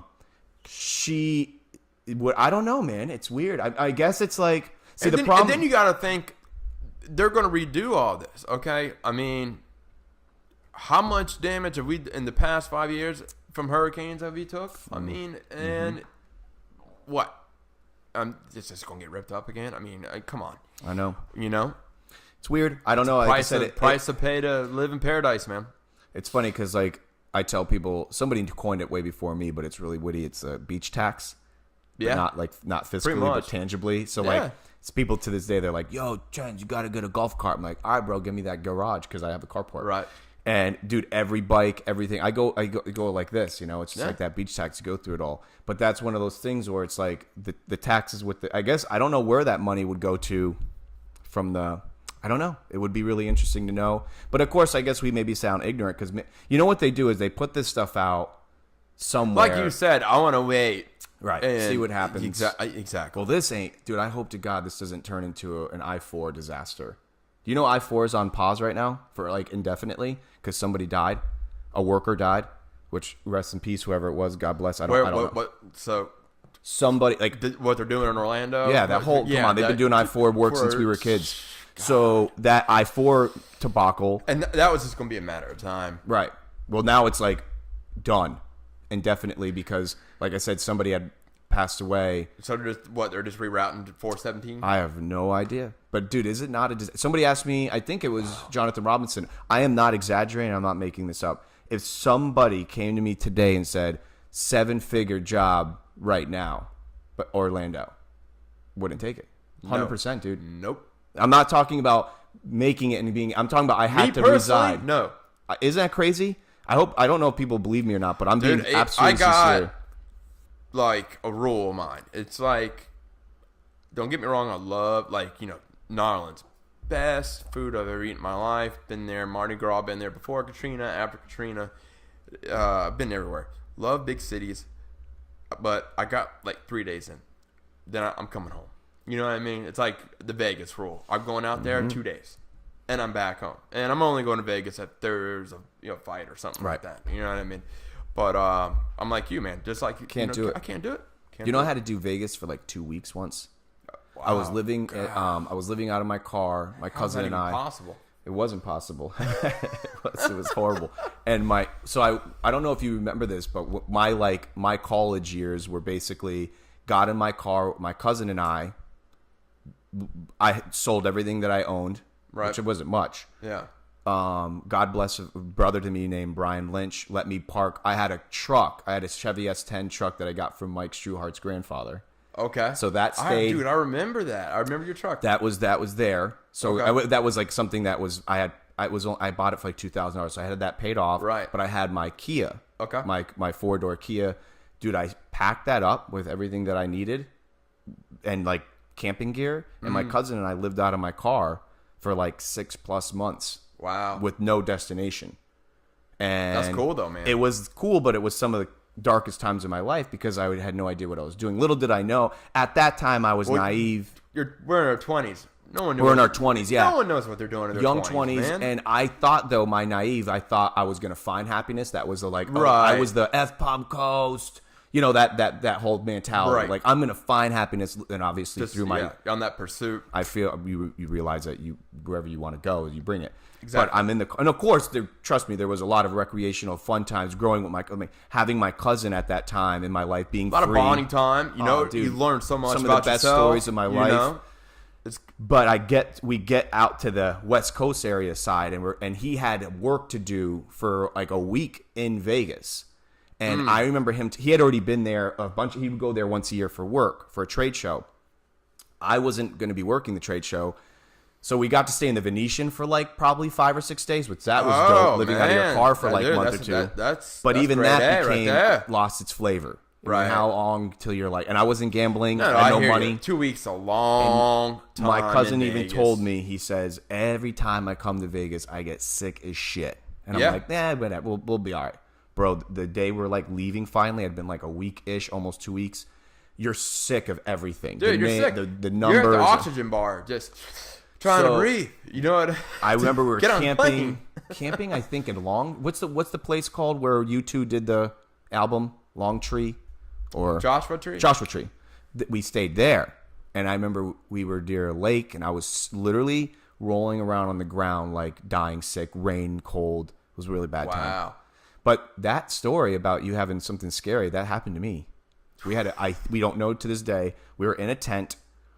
Literally, I mean, that's where we slept. We had this tent. And It was like one of those like traveler tents, so it wasn't comfy. It was like literally like it was like a V tent where we both that's like exactly laid.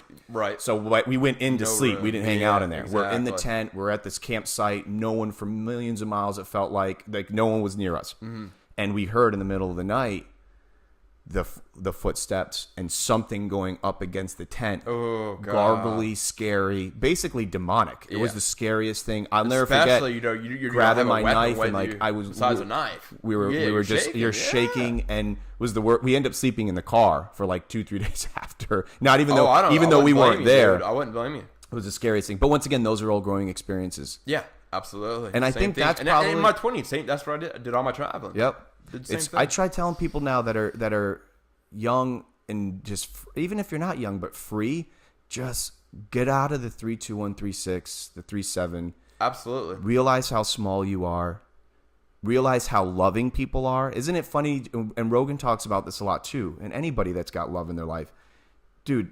We hear about racism, we hear about killings and this and that, and absolutely. But I think statistically, and Elon Musk said this.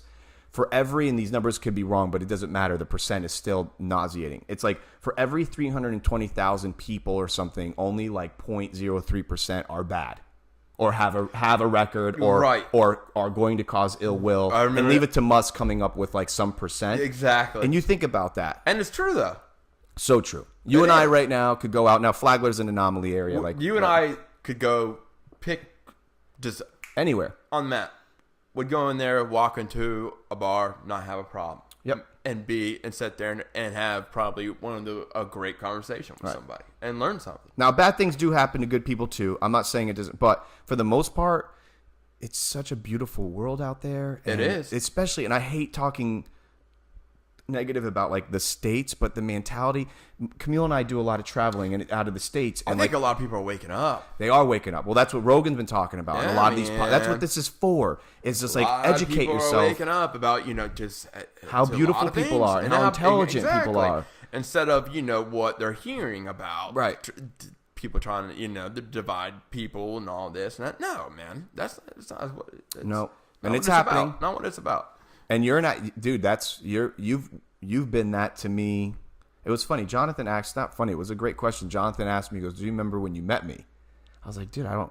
I remember, but he remembers when he met me." And I thought that's such a good question. Yeah. Like absolutely. For you, I remember when I met you in school. You were always that. Of course, we can name the bad, we can name the good. And there were a handful of people that made people's life miserable, if you want to call them bullies, whatever they want. But as you get older, it's funny. Bullies, they man. just were people that were probably, they're just hurt people. Yeah. But dude, you were always one of those guys that you loved me. Like I always said, loved me. I was nice to everybody. You really in high were. school. I was, man. Not only were you know? nice to everybody, but like you were like, if people were with you, it was going to be a good time. You had to buckle up. Yeah. You had to buckle up. Try to make everyone have a good time, though. Everyone always had a good time. You know what Of I mean? course, once again, Absolutely. it was kind of like ride at your own risk. I do Pretty remember much, that. yeah. Wasn't you weren't causing any harm? No. But it was if you didn't read the disclaimer. Yeah, and Keep your a hands couple of people around us. Yeah, exactly. You got to keep your hands and feet inside, and it was like, hold on, we're but going dude, for some of a the fun best ride. memories of my life were with you and the Bodas and all those guys. Have you talked to Matt lately? I talk to Matt probably once a week. I love him. I'm actually writing a script, a TV Oh yeah, you messaged me this. Are you allowed to talk about this? We could talk about it. Actually, I got a character like you're gonna be an agent. Well, I got you. The script's going good. It really is. Matt likes it. Pretty much. I got 75% of it done. Okay.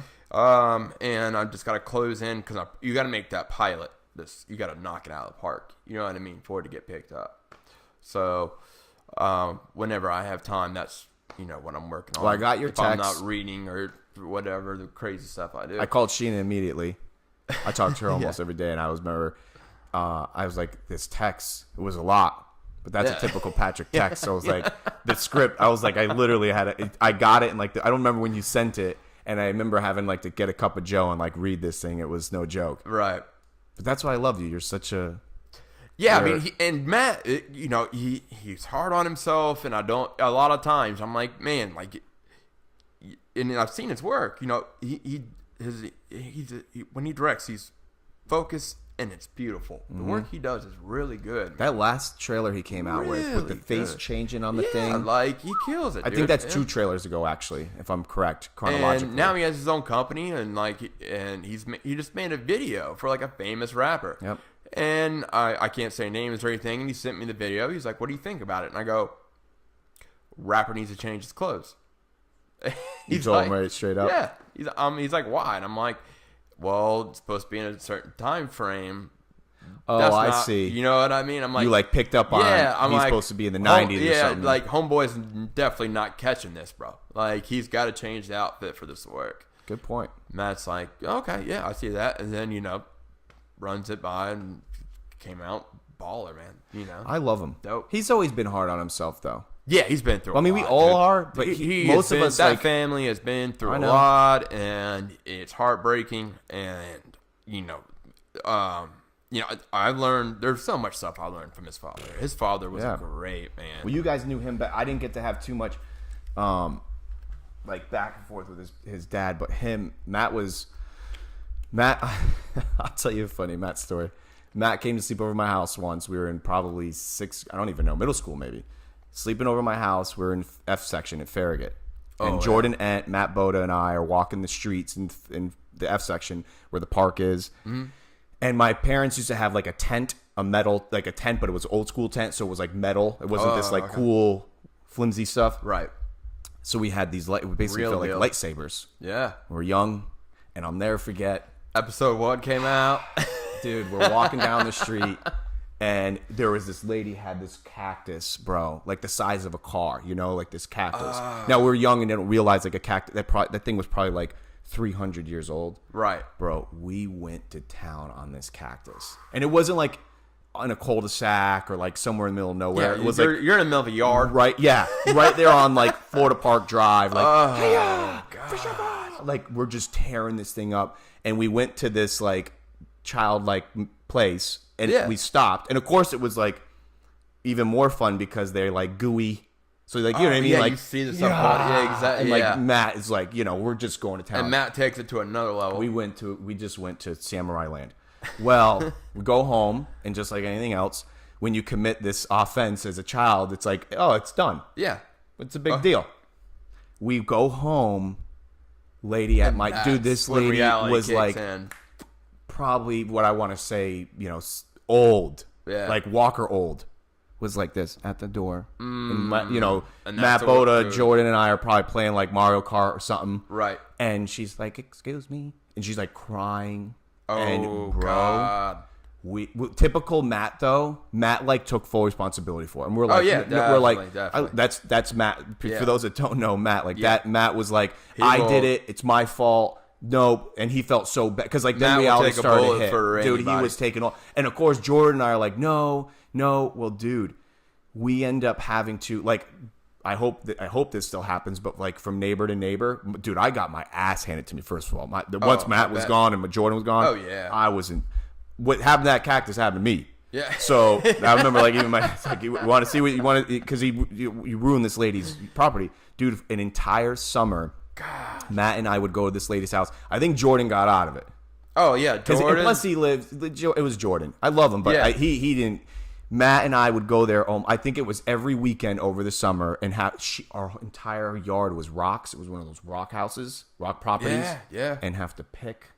But dude, weed and all. she ended up. It was like a perfect romantic story because she ends up falling in love with us because like she had no friends. Oh, yeah. And Matt, his personality. we would sit there having like a Coke after we were done picking weeds, and Right. like she just kept asking us just and to Matt's come. running just to up, help. giving her a hug. So this is how crazy he is. story though, but like nothing, not one of the crazy Right. ones, but great times. And Matt was such a pivotal character in my life. Of like, he's a dreamer and a doer, man. He is. He's always has been. He's so sexy, literally and Yeah, figuratively. and both of them. I remember when he got him that and body Josh. tattoo. He was like the first ever yeah, to have yeah. a tattoo. And not only did he have it, but he had the whole. The whole front done. And it's pretty much finished. It's dope. It's a dope tattoo. So dope. It's got the sick, little. bro. Isn't it like a Japanese tree or something? Yeah, it's Some like kinda- Japanese, like cherry tree. He's got a whole story or behind it. something. Yeah, exactly. He's got the same tattoo as I got on my back. He's got on his wrist. Mark has the same one, and Miguel has the same one. I'm so glad you brought Miguel up. I'm not even making this up. 2 nights ago, I had a dream with Henry Cervantes that I was like flying with him or something, and we were in a pretty shitty situation, and he helped me get out of it. I should reach out to him. I'm usually good at that. If Yeah. I have a dream about somebody, I usually just like wake up that next day and say like, I love you for whatever Right, reason. Like right. who knows what they're going through, or it's like just to remind you. I have great memory stories about Henry Cervantes and Miguel. That was such a good crew. Yeah, man. Such a good crew. Another one, you had to buckle up though. They've saying, yeah, Wear your same safety thing. gear. Exactly. But if we made it out alive. Do you remember Mike Redwanski? Oh yeah, He's doing big things. dude. He's killing And Oswald. it. Yeah, both Chris of Oswald. them. Both of them. So proud of them. Really proud of him, man. Shout out to Mike. I so talked to he's- him on Facebook. He's raising cattle for means of like consuming cattle. Right. Which is like I see him doing it. I mean, He's out there with his daughter, man. I know. And his daughter's killing it too. She's like Growing what, up in 3? it. Yeah. I mean, 3 helping him out there. She's right in the And mix. Andy is around-ish, maybe. Is he here? Last time I had my update with Andy, he was doing. I'm trying to. He was working at the Daytona restaurant at the top, like in a really nice okay. the steakhouse on the top of the hotel. Oh yeah, that's He was right. like the running general a GM of steakhouse. that. Yeah. I don't know if he's still doing it, but shout out to you guys. I Yeah, used to once again, absolutely. good but bad. You had to put your safety gear on because hanging out with him, I was we were skipping a lot Shout of school. out Toddy Graw, Mike, help me through that. Have you times. talked to Ed King lately? I talked to him the other day. He's like, dude, he's a professional chef. I know, big time. for big time celebrities in Nashville. He'll make a comment once in a blue moon on my posts. I feel so. Matt Longway we have a running joke that I'm like a grill master. 'Cause Right. When I used to go hang out with their Lost Boy crew, I used to just beatbox, freestyle, and make pretend I was grilling. I don't know why. I was just like, and Matt remembers it. So anytime he'll see me, he probably already has on this one. He'll be like the grill master. And Yeah. King wrote the other day was like, excuse Matt me. was at Miguel's wedding. Him and I had a great time. I want him on. Oh, love him. Lingerie. I haven't seen him in a hot minute. Dude, I feel bad for him. He got last again in our fantasy football league. And and I felt bad because I came up with a belly What's button this kid piercing. doing, Matthew? What is wrong with you? Get it, Matt. You're better than this. We all know So this. wait, for those that don't know, you have this fantasy football league, which it's my opinion, it's probably one of the most comical, It's entertaining. I love watching. It's not It's what very you guys on did edge. to him. I came up. We all vote for last place. And there's obviously something very, I wouldn't say good happens to you, but we think it's funny. Some people might not. Just say it. You made Matt have to get his belly button pierced. Yeah, I got last one here. So I had to go through it. But yeah, I came up with the idea. All right, last place gets belly button pierced. That's one of them. We all voted yes. So we went right there. That video was God. I couldn't watch it. I watched it from outside, but when the clamp grabbed onto like its stomach, it was time for me to just nope. I think that's when everyone's come to Jesus moment was happening because even I think Jason was recording. Yeah, and Jason and Marcelo were everyone's a lot heart back started there. to kind of go a little like, yeah, what did we do to this guy? Exactly. And then we were all thinking, this is getting over the edge. Well, now this year, he's going like full training. He has to dress full I heard about this. training. And we get to pick. Doesn't he have to go on the side of Palm Coast Parkway or something? That's one of the options. I think he's going to go on the bridge, like on the bottom of the bridge at Flagler. I'm not sure yet, but he's going somewhere where a lot of people are. But that is going to obviously be very embarrassing. But here's what helps: he's going to be in disguise, basically. Exactly, and you won't be able to tell it's not him. Forever. No, that belly, he doesn't still have it, does he? No, he took it out later that night. It started getting infected, and he had to take it out. You guys are no joke about that. No, what's the purse on that? Oh, it's big, man. It's like $200 a buy-in, and then highest score every week is like $20. I think the winner gets like almost like $2,000 or something like that. Now you guys it gets higher every year. Can outsiders play, or is this like a? If someone drops out, we have a waiting list. Like we literally have a waiting list for this league. And this league has been going on for 10 years. This family, so I mean, I'm one of the founding fathers. There's a bunch of us. There's about 7 of us that are founding fathers. No one's dropped. I mean, there's people that dropped out. That's how Matt got in. But we got 14 people in a fantasy football league. It's hard. So yeah, I guess you can only have so many, right? Yeah. Because I think it's stereotypically it's tough to start doing playoffs and all. It kind of has to stop before that. Exactly. I know people do it, but it gets a little weird. Yeah, it does. So who won this year? Marcelo, back to back. No way. Yeah. Hell yeah. He handcuffed everybody. He got lucky that Bell. He's a silent winner. He didn't Dude, tell me. Is. We don't want no share those winnings. Exactly. Marcelo, you owe me a beer, bro. And when you're in draft day, he's in the back. He's quiet too. He don't talk. He doesn't talk. He's just back there doing his thing. You forget that he's there to his number, and he goes up. He's not there to make friends. No. He's there. He's there to make some money. Yeah. And during that moment when we are drafting, nobody's friends. I love when you guys are posting the draft party and all that stuff. Yeah. And now this year, we got to figure out where we're going to do it. Because we always did it at Mark's house. Mark's gone. Yeah. Where is he, in Minnesota or Missouri? Maryland. Maryland was one of those. Marylands. Maryland. I love him. I miss him. He's coming back soon. Is he? Well, like a visit or forever?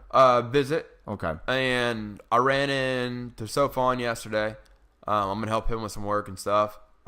Is Sidetrack still helping out at breaks once in a while? I believe so, yeah. Yeah. I think he's still doing. He's helping out with the sushi.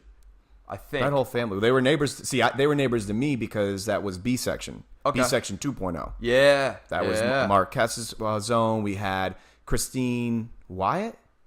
Was that her last name? Yeah. She used to live there. Obviously, the Robinsons. It was me. We had a bunch of people. I love you the guys B-section. were loaded, man. The Lebranos. Yeah. Stephanie and Jen Lebrano. And I loved Mark's house because that garden in the back was like so beautiful. A beautiful family. Dude, that story of their parents coming over here. Nuts. And you talk about history, Wow, man. I don't know if people want to look up, it was called, I guess it happened in the 70s. It was when a dictator was trying to take over Cambodia and a war broke out. And his, God bless his family and his dad. He's great. They're all great people, man. And I love every single one of them. I mean, well, that goes into when I met. That was kind of that when I met you more. Well, actually, it's not even meeting you. It was like I envied you when you guys would do we had those breakdance moments. It was like ethnicity day or Yeah. ethnic day. I don't remember what it was, but it basically was a free day. Right. And you guys always held down the breakdancing. Right. We'd go out there at breakdance. You, Sidetrack, Mark. Yeah, Misak, rest in peace. All those guys. Um, And of course, back then, even to this day, it's still awesome. But back then, yeah. being able to do that, I Brandy think that Clark, culture is probably Joe kind of like Donna, lost bunch its. of, yeah, I mean, You don't really- Well, it's getting that culture of dancing. It's just improved so Right. much. Where you got to be doing yoga. You got to be doing all kinds of stuff for these Right. people to do the moves that they are doing. Right. I mean, it is unreal. Like, I mean, I can still dance and break dance a little bit here and there, but I mean, nothing like I saw a video of you not too long ago, used to meaning do. within the last, as you're getting older, it's funny, like not too long ago, it was like a year or two. Right. You did the kick. You do your famous kick, that roundhouse kick. Tornado kick. Yeah. You still got it, bro. I can still pull one out every now and then. It's, I mean, you literally were like overhead. yeah, in the video. dude. I used to like in high school, I could like kick the net. It was crazy. That's what I was in martial arts. I started when I was like 10. You were always So- that guy. You were the breakdance. You introduced me to this guy. Yeah, and David dude, Sanfilippo. Yeah, and that You two. me and Matt, we were sitting there. We found this because the cartoon of Dragon Ball Z started Saturdays, 6 in the morning. You talking about the original one, Original. When it first came to America. right? So that's when we'd get up, watch Dragon Ball Z. Well, it got to the point where it just stopped, and they kept replaying it. So we're like, how? So we had to like figure this out, get on the internet, order them. So then we started getting on everything, You guys, all yeah. the series, and it just, and that's when I was telling everyone, man, this is like, the I remember greatest that. thing ever, and to this day, I mean, this county loves Dragon Ball Z. I think so. I don't know how many. It comes up a lot in the show. I don't think. I'm sure a lot of the listeners like, here we go again. Right. This anime, whatever he's talking about. But dude, it was such a facet. Look at people now that are in martial arts. I mean, they're wearing rash guards, and it's like a Vegeta's. I Yep. mean, it's. Do you remember you guys had beautiful. the VHSs and those were like gold, like Dude, David we became. would fight over them. Yo, we hell would yeah! literally fight over David them. was like one of the many libraries. Well, one of Yeah. the few libraries. I mean, that had the VHSs. You could go to his house. Yeah. And you would give. He introduced me to Akira. Oh, dude, that's where I got the tattoo on my back from. That do you know? I mean that those things right there are just so. They were such a monumental. Oh, they were. Building step of like. I still to And this it day. was so new to us. Oh, it was so new. It was so cool. And it was like just another world. It's like you realize something else is out there besides what the original cartoons we were Right. watching. But this is real, man. Like to us, like it was just amazing. You had Akira, Vampire Hunter D, Ninja Scroll. See, I You only know. did you get into the Airbender thing or whatever was his name? Avatar. I stopped. No, losing- I yeah, never got into that didn't guy. get it. I didn't get into it. The fighter though that calls himself Skybender or whatever. Yeah. he just fought Anderson Silva in the last card. I thought Anderson got robbed. Oh, in did you my hear about opinion, George but- St. Pierre supposed to be fighting McGregor? Oh no, he's fighting Khabib. Oh, Khabib. That's what I meant. That's what I thought. I don't think anyone can match. Now, this is completely George 10 years ago. Yeah. Had a chance. Well, now they're just doing it. It's all money now. Yeah, money fights, man. But- Big money fights. That's what they're making. I don't know. I always watch those fights, the big fights. I don't see George beating Khabib. I don't see anyone beating that I guy. saw Khabib fight live Did you really? in Orlando, God bless. and me and Antonio. Shout out to my boy, Fight Sports, Sean Wells, Todd Cutler. Shout out to you guys, killing it out there. Yeah, we and him were just like we couldn't wait to watch this guy, and he goes out there and he's just like, he grew up learning sambo. He's like wrestling a bear at like 12 years old, and he's just suplexing this dude like left and right. And the fight was first round, out, and him and I looked at each other like, this dude is like bad. I think it was like his second fight in the UFC, Wow. third maybe, I'm not sure, but that was when I first got the real deal of Khabib. And When Rogan talks about him and the technical aspect oh, dude, of his like he loves that he lives with his family still and like so with he's, his family, he's his chill. promoter is a little. You got to read about it. Right. I don't want to say anything. but just read into his promoter. It's interesting. I'll just put it that way. Well, I saw the whole little scuffle too. Oh yeah, Promoter and yeah. That was pretty stupid. But then again, too, I guess that's what's happening with the sport, and there's a lot of controversy of like they're making their money. Dude, they are. They're making their money, and that's and that's why now they want it's could be St. Pierre, and I believe Connor and Cowboy. I don't know who Cowboy is. Cowboy Cerrone. He's actually Katie Durrance. I'm sorry. Sorry, Travis. It's Travis's cousin. It's Cowboy, and I guess he's gonna fight.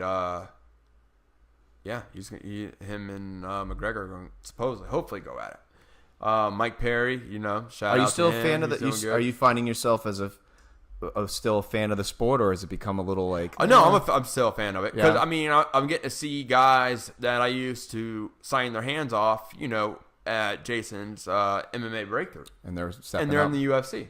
I love that. So guy. it's awesome. I get to see. I saw these guys as amateurs. I saw them come up. And shout out to Spartan. A bunch of them are in the UFC. Fresh Prince. No, I don't think so. Really? Yeah, I got. He's a character. You got to meet him. Great Okay. guy. Fighter? Dude. Oh yeah. Okay. He's making his debut soon. He would be a great guy to have on your podcast. I'd love to. Yeah. We'll get you after you here now. Let's get Jason on here. Oh yeah, he already knows. Jason, Gotta get him. You're stuck, bro. His new showroom get is. out. I had a client. I sent him a client. You can see it from Walmart, bro. So awesome. It looks like an Apple store. I mean, Yeah. and he's just. I just love his tenacity and his. I got to when I run into him and I'm just like, dude. And he's always so. He like breaks the mold of like most business owners or people that have company. They just come off like, how's your first quarter looking? Like it's already like trying to size you up. Where like Jay, I'll see him. He's like, bro, like I'm so proud. Like keep doing you. Like I'm just like, bro. I want to be like you. Yeah. And he makes me feel like Exactly. I'm doing. And I'm like, bro.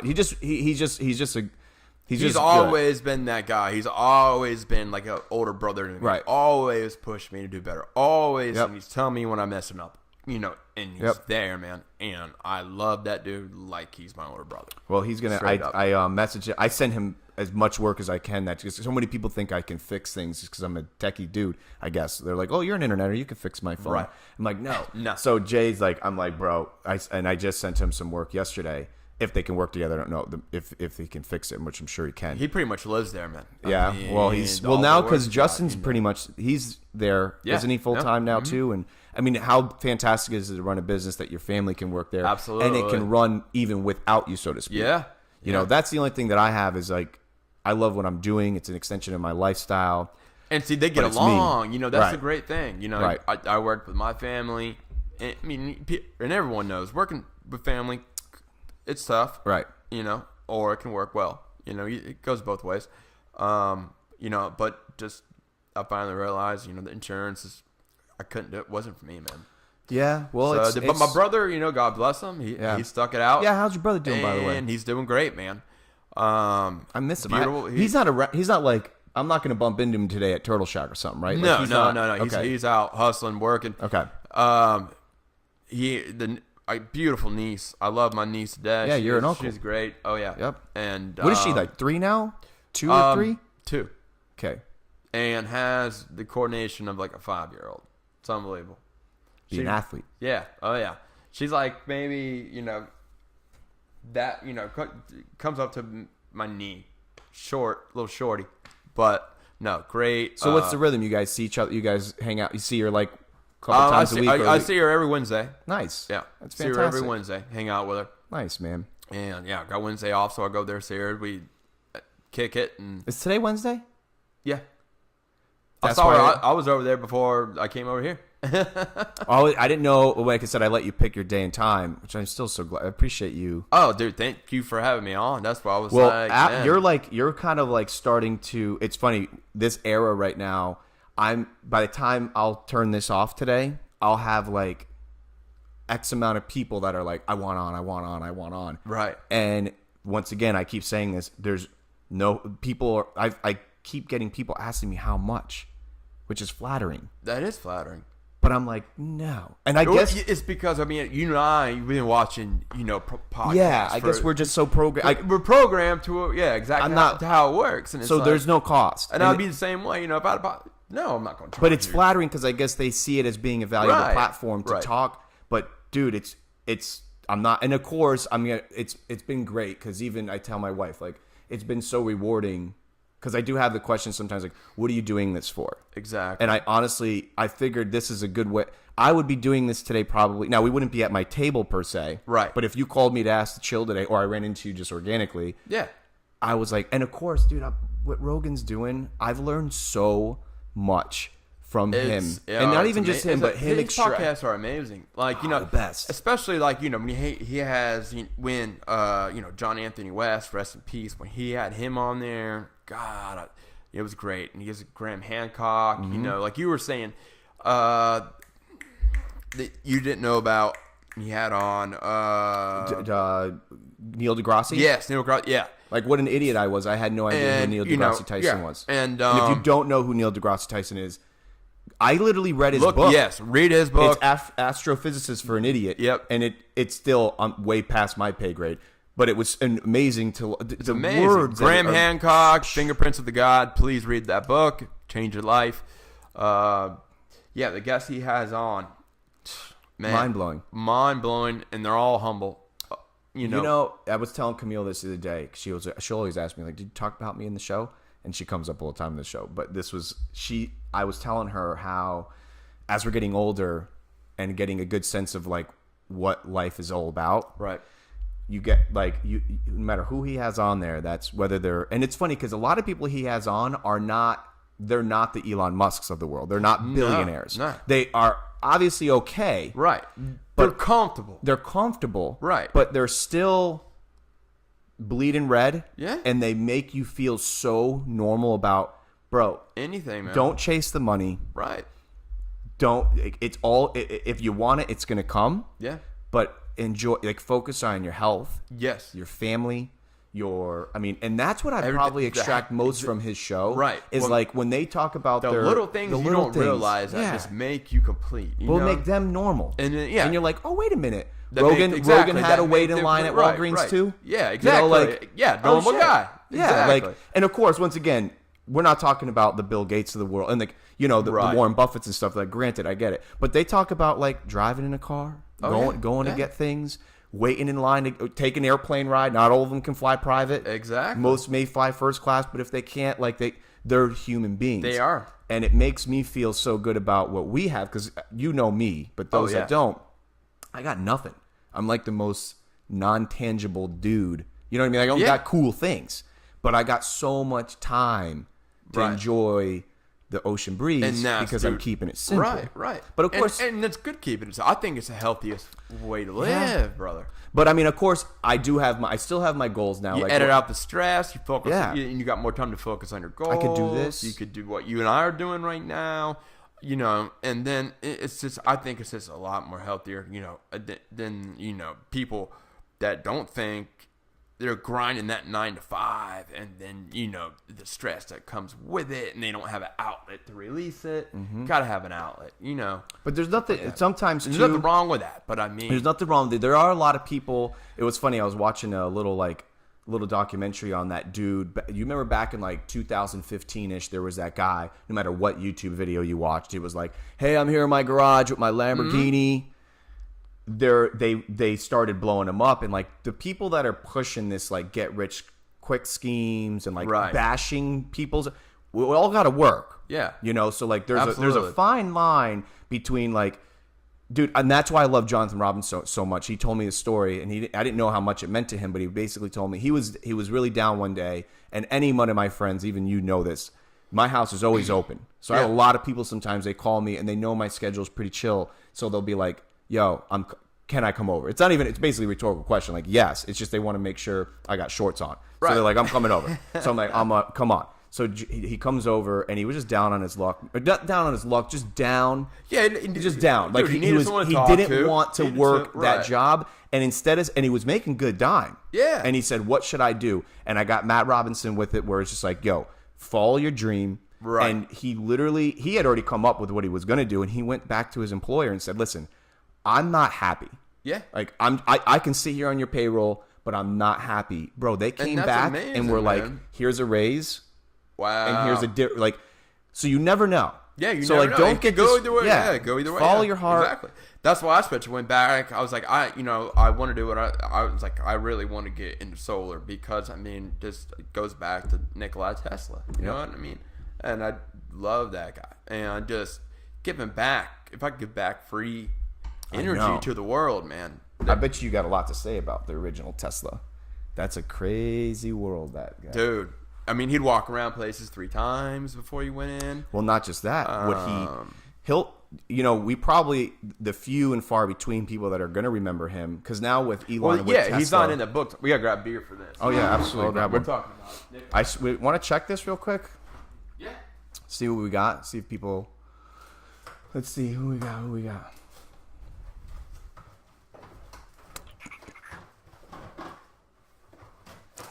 Got a lot of comments. PK. Oh, great. Peanut butter and fluff sandwiches. Kyle Wilson. Oh, so don't say her name out loud, okay? Because I'm blowing her up. Don't. But this one right here, you know exactly who you are. She won't. She's being such a bum. Why is she being a bum? You know exactly who you are. She's being a bum. Don't make me post those pictures. Yeah. She's being a bum. I'll blow her up right now. I don't care. Don't say her name. But she's being a bum because she works for an internet company, and she's afraid that if she comes on the show, that What is she afraid of? I don't know. What, her job's on fire? Yeah. Oh, come and on, I'm get like, real. And like I said, don't say her name or anything. Blah, blah, blah. Right. But she's working for the internet company, and God bless, she's very excited. She deserves it. It's a great company from what I see, and I'm proud of her. But because I'm an interneter, which, dude, I know you've seen an episode or two. I don't even really. It's not like I'm like, hello, everybody. This episode is brought to you by Chenzo Interneter. Dude, like, you internet with me. You sit down, we go right into it, dude. So, but normal yes, people. am I an interneter? Yes, dude. Is that how I make money? 100%. But dude, I got 10 fingers. So I told her, I was like, I'm not gonna like. But anyways, she's trying to she's being a bum. So you know exactly who you are. I love you, and that will be it will be one of these kinds of shows where I've known her my whole life. You will be great on this show. You know who I'm talking about. Well, we'll get her. But we'll get her. You know, I just bring the show to her. That's what I was got people asking me like, "Hey, can you come to me?" And I don't want to because I want to chill. Yeah. Boss is online having a sip. Yeah. I want to chill. Yeah. But people are asking. But you see the setup. Yeah. It's pretty, dude, the pretty setup easy. is sick. I love it. Well, you mean a lot to me, great. man. And I appreciate that you came out. And like I said, you've always been you're Patrick Kelly. I mean, like I said, that was one of the amongst some of the. And by the way, all those that are watching that are starting to like get me, I'm getting inundated with like messages and telling people. Everyone's got an opinion, and I love it. I embrace it in a good way. Definitely. People, because I'm trying to get the show. Everyone's got ideas of like do this and do that, and I'm trying. Everybody, I am. So everyone knows out there, I'm trying to make it better. I'm trying to make it more fun. But you are, man. More like every podcast comes out, more people are watching. Yeah. I mean, it's taken off. Well, it's giving people that, so I was so apprehensive to doing this for the longest time, Pat, because I wanted it to be the best. I was like, oh, bro, like I got to have a set. Dude, I got to have this. Great at it. Well, that's what made me want to put you in the TV series I'm writing for Matt. I was like, dude. When is he here next, by the way? He's coming in April. I gotta be done with it. Can you make sure we see each other? Yeah, absolutely. He usually reaches out to me when he is, anyways. But I really want to see him. Okay, I love him. Yeah, I'll definitely set that wrap up. My arms around him. For sure. Chad's not. I don't think Chad's in the hood anytime soon. But when I had in the last 6 months, give or take, it could be. Okay. When Chad was here last, I think it was. Could have been Christmas time-ish. I don't know. But it was great. Imagine having Chad Boda and Matt Boda at this table. That would be an awesome. It felt amazing. Podcast, well, have them on the show, that would be a whole other thing. But I would love to have. So I'm getting more people that want to do it where it's virtual, but it doesn't have the same. No.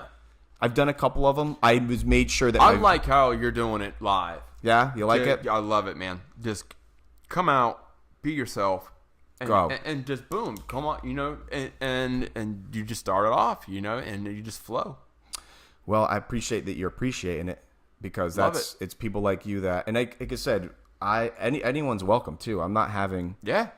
I'm letting anyone and everyone, and it's not always business minded. It doesn't have to be like most people that are on have some kind of hustle, right? You know, but you just want to share your love and you want to talk. Yeah, I was just wanted to share, love, history of the place, of the county, and like a lot of people don't know, you know that it's Bunnell was on the map, man, and Flagler Beach, and there was no Palm Coast, and it could be back, PK. Yeah, could be coming back. Yeah, could be.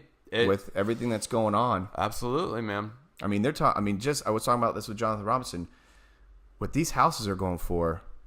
See, I'm not getting that, man. I'm trying to. It's scary to me. So, well, first you got to find out if because of Irma, is there water under the foundation? Well, you know what I mean? Like, come on out. You got to do some digging. So. Be careful out there if you're just really a trippy story. It was Matthew, or it was Irma Matthew, right? Matthew Irma. They both obviously affected me in the street and everybody out here really bad. At my mom's house, water's coming in. Imagine these poor people here, man. And I say poor people, but like my heart went out to them. I flooded, but their houses, I mean, that's ICW's right there. Oh, know that. They were like 4 or 5 foot. Right. Easy. I was like 5 inches, which is still catastrophic to the integrity of the stuff. Oh yeah. But 4 or 5 foot. So, anyways, after Matthew and the calm after the storm, I'll never forget. A friend of mine, actually, ironically, was the realtor on this house next door, and these people were looking at the house. And everyone knows out here that I'm probably like back and forth to the beach like a bazillion times just on like a little walk. So after like one of my many walks, and after like the third or fourth time they were looking at the house. They're like, excuse me, can we ask you a few questions? And it was a husband and wife. I said, yeah, for sure. And they're like, what's up with this block? Did it flood? Like, they didn't know if it flooded or not. And now the realtor's right there. Now I know the realtor. Yeah. And I was like, bro, I'm going to tell you the truth. I would have. Come on, man. Like, you got to, bro. Come on, you got to. So I said 100%. But I told him the truth. I said, at that time, it kind of stopped. Like, if you look up online, the floodplain, like, literally went right before my house, and now it's changed. It goes like this. Mm-hmm. Well, dude, I told them it flood. They didn't flood, but I kind of flooded. But it would never happen again, maybe. But I don't know. But yes, it freaked us out. Exactly, dude. They flooded in Irma. It never. When I was at my mom's, my stepdad's like, it never went over the seawall since anyone's lived there 30 years. I'm like, well, this is literally the biggest storm that's ever hit Florida, So sitting there, water's coming in. I cut off the brick I get everything important on the beds. I get everything situated. 4 o'clock comes around. I got up. I started doing it at 2. 2 feet of water in the house. Go to the garage, about 4 feet. I call Mark. I'm like, I'm on the way to your house. He's like, what do you mean? And I'm like, my house is flooded, bro. Like, I'm coming. He goes, what? And I go downstairs and look to your right. And I'll show you pictures. Friends restaurant flooded. Oh, yeah. Yeah. Ugh. Flooded. Yep. And it's coming up to Mark's house. Mm-hmm. Mark's like, get over here. I'm like, I'm on the way. So we went over there. We waited out to, I think 7 o'clock was when you were allowed to, go out. Mm-hmm. And it was me, Mark, Tony, and Benici. Luzrai. Yeah. His video went viral. Huge. I was watching that and crying. So, dude, I that's what Mark and I were doing. We were live checking on people's houses, and it was the saddest thing ever. And I told Mark, I turned mine off. I'm like, I can't do this. Can't do this. So, horrible. I remember exactly where I was. Camille and I, we always evacuated because I got the 2 dogs, and I just always was programmed just to go. Yeah. That was me. So we left for Matthew, we left for Irma, but I think Matthew was the one Luzrai was doing. Yeah. We were in He did Irma too. That's when I saw it. No, it was Irma. This is the Irma one. Because we were in north, he went south. Yeah. We were in Panama City Beach. Camille and I were trying to get to a Wi-Fi zone because I remember being on my phone or something, and I remember like, like, holy shit, like Tony's doing a live in his Hummer. Right. And I remember all of us as homeowners were like... He woke a lot of people up, and they didn't know their house was... Dude. It was so we ran to a store to like watch it, and I remember being in like, those stores that are fancy and they have like a little eating area within the store. Camille and I were huddled over this phone or the laptop or something and just like sobbing, not like, but just like sobbing. And people were like looking at us. And I remember being like, are you guys okay? We're like, and we were just, the footage spoke to itself. Cause I remember, absolutely, man. And I remember just like, holy, and it sounds so weird talking about it now. Cause looking back on it, it's just a moment in time and makes that much sweeter. But at the time, it was so real. And then I'll never forget when I finally got to send somebody to the house because no one could get to my house. Tony couldn't even come to my house. I remember that. I remember him calling me separately. And we like, tried as soon as we came down. You couldn't. Nope. There's no way. Dude, this block, I have photos, which we all do. No, Mark and I tried. It's impossible. Nope. So I remember finally the next day or two, a buddy of mine, I called him and I'm like, bro, you got to go. And I think I actually left a key on purpose. Knowing because we Brett Lyons told me the night before, he was like, Patrick, please leave, dude. Yeah. Like he's like, I'm worried about your like life. Like, please leave. I'm like, I gotta stay. They stayed, and they made literally at like because it started to flood like in the middle of the morning, like 3 o'clock, 4 o'clock in the morning. I think right wasn't like middle of the night is when it really got bad, which sucked. Is one of those night started storms. At like what? Yeah, as soon as the coastal flowed, Right. 1 o'clock. Kicked in. They had to like 2 o'clock in the midst of it, which was I'm a big advocate for going, man. If you're not up, dude, go. It's not worth it because then you're talking about a day or 2 or 3, not for the water reside, but like to be able to go get food, to be able to. You're out for a week at least. Easy. You can't even come back to your house. And I mean, people were coming back. There's water in their house. They even turned the power back on 3 days later, which I don't know why they did that. Yeah. Houses are going up, catching on fire. Like you said, the night when I got my truck, got at the end of the road, and Krupa's, the house, Raquel's in the garage crying her eyes out. So I get out of the truck, I run up, I'm like, what's wrong? She was like, and this is her house flooded there in Matthew.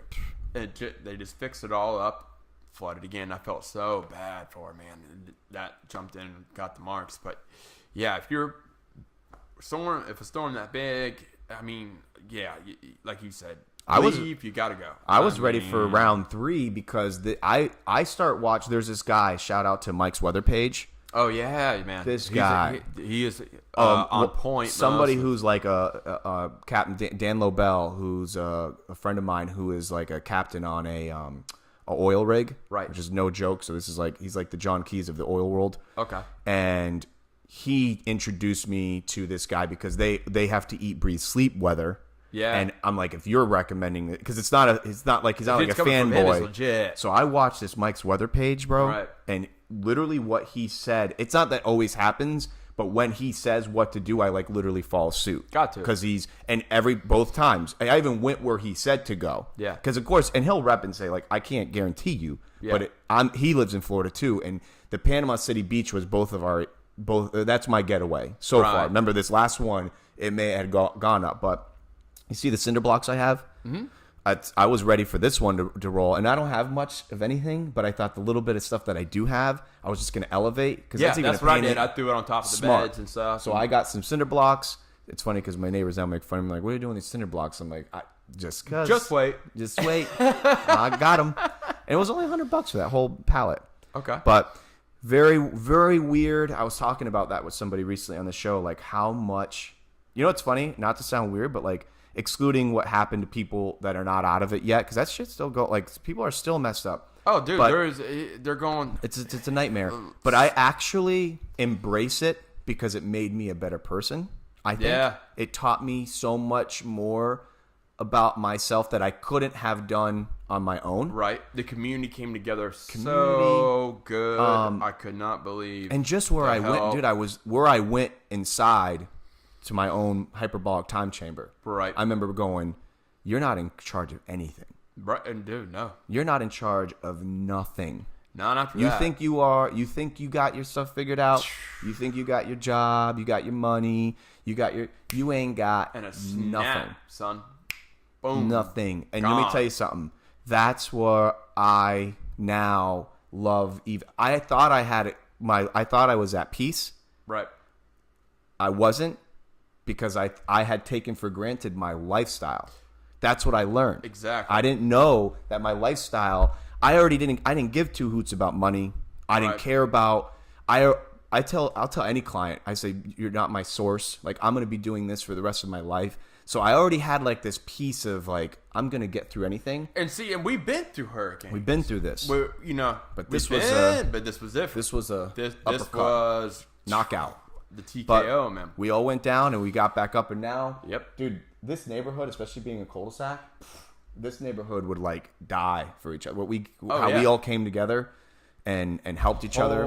To Avalon, where we were at. No, dude, I got a picture I got to show you.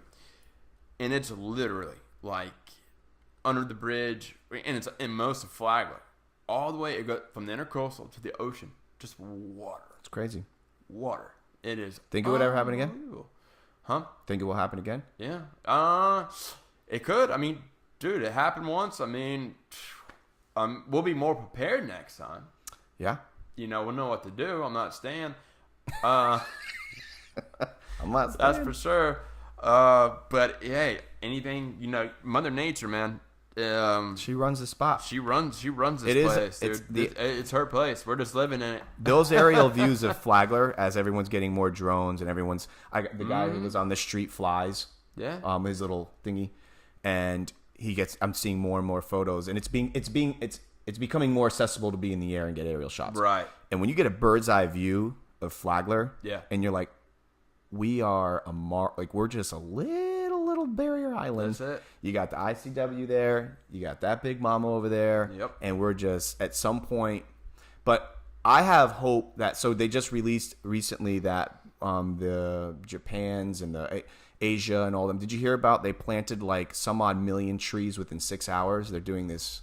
And they're saying it's basically remember growing up and trees were a big deal? Yeah. You don't hear about that now. No. Which is good. Yeah. And NASA just released that they're saying they've never seen the Earth. Do you believe though NASA? NASA's kind of we're going there. I believe that I don't actually I sincerely don't think that we went to the moon. That if you're talking that I mean, I think we went there. Footage is obviously fake. But just like that, no ifs, ands, or buts. I think we went there, and there's a reason we didn't go back because we haven't gone back, and everything's been. We're going to the dark side of the moon. Did you hear about that? Yeah, China's been. Or was it China? China, I think, is going. The dark side of the moon. But you're right. I mean, there's a good chance we really didn't go. Well, I mean, I believe in that. I believe in that. NASA's an entity, obviously. Right. Right. I believe in NASA. It's a 50-50 for me. Like, I can't tell. I can't really know. What do you mean it's 50-50 what? It's like my gut tells me like we went, and then the evidence is like. Oh, you're about landing on the moon. Right. No joke. I not to sound ignorant, but I sincerely don't think that we went. The research that I've done, because I got caught up in that, not the conspiracy about it, because I don't care whether we went or not. Right. I just don't think we did, because if you really start to look into it, the footage and this and that, yeah, it is a little weird. Dude, it's so weird. It's a little weird, and it's sketchy. And it's just like I said, it doesn't adds up. Yeah, it doesn't affect me negatively. Right. I'm not out here like I'm not paying my taxes because we didn't go. I'm not like mad at anybody. I just don't think we went. And no disrespect to Neil and all the big guys. Right, Buzz. If you guys went, you did it. God bless. I love you. I want to know what you saw in Antarctica, Buzz. Yeah. It is a little weird. But I do believe it's crazy. As space exploration is becoming more privatized. Oh, man, yeah. Now it will be getting interesting. It will. Well, Space Force. Jesus. No, literally, during the State of the Union speech, they took down a CIA op, and it was downtown Los Angeles, and they tried to play it off like it was some random, exercise. Yeah. People are, videotaping this on their iPhones, like, oh, this isn't no exercise. Like, what are you bringing out of the building? Turned out it was a biological weapon, and it was set to go off when the building was going to... I guess it was set to orchestrated, demolition. But, that's... Would you go to space? Oh, that's scary, man. I don't know if I'd go. I'm not into... First of all, I can't even stomach a roller coaster or anything anyways. So just doing the... And being, you got to think of, the G's. You're just... sucked back and just. I think I'm a pretty brutal on classy your guy. body, Yeah, too. I think I'd get like whatever when and if you're in those environments that are costly. Yeah. I don't think I could do it. Like submarines and all that, dude. I get a little. I Not that guess- I've been in like a real sub, but I Right. mean like rides that are like. I remember the Disney ride, 2,000 Leagues Under the Sea. Right. And that used to even be. Well, I was a kid, obviously, but even that, I don't have the. I I don't even have. get nervous when I'm like 20 feet lobster, like in the ocean. Yeah. I feel a little. Well, honestly. But see, know? here's what's interesting. I think I could be a James Cameron. Right. If I was a zillionaire, that's actually one of my passions. Is that if it became disposable income, I would absolutely explore. I already do my own little thing. They're trying to redo the guy, some China billionaire. They like totally rebuilt the Titanic. Like, I heard about this. Like piece for yeah, piece. the replica. Yeah, it's scary. Yeah. Well, they just think it could be cursed or whatever. Yeah, I'm not getting on it. But just you just wave to him. just wait. Bye-bye. Good trip. But I wouldn't do the space. I don't think I could do it. I don't want the. If dude, who knows? The tech. I mean, everything's hidden from us, technology, stuff like that. So who knows what? Yeah. Well, even I would have to see what I'm getting in. What? a lot of questions. Yeah. Well, let's talk about this. I would have to see what we were working with. Yeah. Oh, How comfortable am I? Exactly. What kind of food I got? Can I eat on the Can I way eat? up? Can I Where am I enjoy taking my a shit? Yeah, Am I- exactly. But we're put up my there. legs up. So. It is interesting. That whole. Do you know anybody that believes in flat Earth? Personally, Dude, I think it's people younger than us, obviously. From what I don't know anybody. So I don't know if it's I just hope they're not. out there. I mean, because I hope I I've don't seen know anyone footage of like they have the that believes in flat Earth. I they have really the don't. conventions. I mean, they're there. It's huge. Huge. It's huge. I mean, But that to me is where I don't know. I start to That's- have a hard time with. To me, that's just ignorant. I guess I'm maybe sorry. that's just why I probably wouldn't associate with them because they've got to be somewhat disconnected. Dude, right? I mean, yeah, absolutely. I'm saying like you go back, Plato. Right. He pretty much was like the first one. Like, hey man, the Earth's not flat. Well, even when Tesla come on. sent up his rover, Yeah. and they started sending live shots. There's curvature, man. It's the Earth. It's. But I don't know. Those kinds of things start to get really interesting. If there are flat, there's another theory we could look at and prove it right here. It's like we're looking at the ocean, waves, tides, moon. There you go. yeah. Well, once we already know this, but it is if there is anybody listening that's a flat earther, I'd love to have them on the show. Yeah, I would love to hear it. And I not would to love argue. to hear. Yeah, Not to argue. I just I'm want not- to hear I want to hear your evidence. I'm not mad at you. Right. I'm not going to be like you're an idiot. I just would love to see your side and once again, just to see like how you're coming up because from what I understand, and maybe hey, I don't know. I'm always willing to learn. Dude, me too. I've never been up Exactly. there. I'm not going there. Yeah, That's another thing. Yeah, exactly. We're not going. I'm not going. I would, unless it got to be like super comfortable. Yeah, that's what we're saying. I was like we could lay on a couch. Yeah, we're there. We're first. You'll be there in like a couple hours. Boom, we're gone. I could do that's that. Good. That's good. Have one of these. Sit back, relax. But I don't kind think- of like a cruise. We'd be all right. PK with the first cruise line to the moon. But yeah, the flat earthers, I would love to hear, like their evidence and why what the whole theory behind it, man. I think the What ones backs that the few people that I have seen that fight for it or just advocating for it seem to get picked up in a lot of I'm all about conspiracies and hearing about what people for sure. whether it's a government agency or those things exist. But I think it's when they share that across the board with everything. I don't think you could be that got in with like the Alex Jones and Joe Rogan thing. Now it's like it's a big deal. Oh, Did you hear how man. sincere Rogan was the other day on his show? Dude, so sincere. So sincere. And He was like looking at the camera. Yeah, and he's Alex, like, dude, I love you. I love man. you. Call me.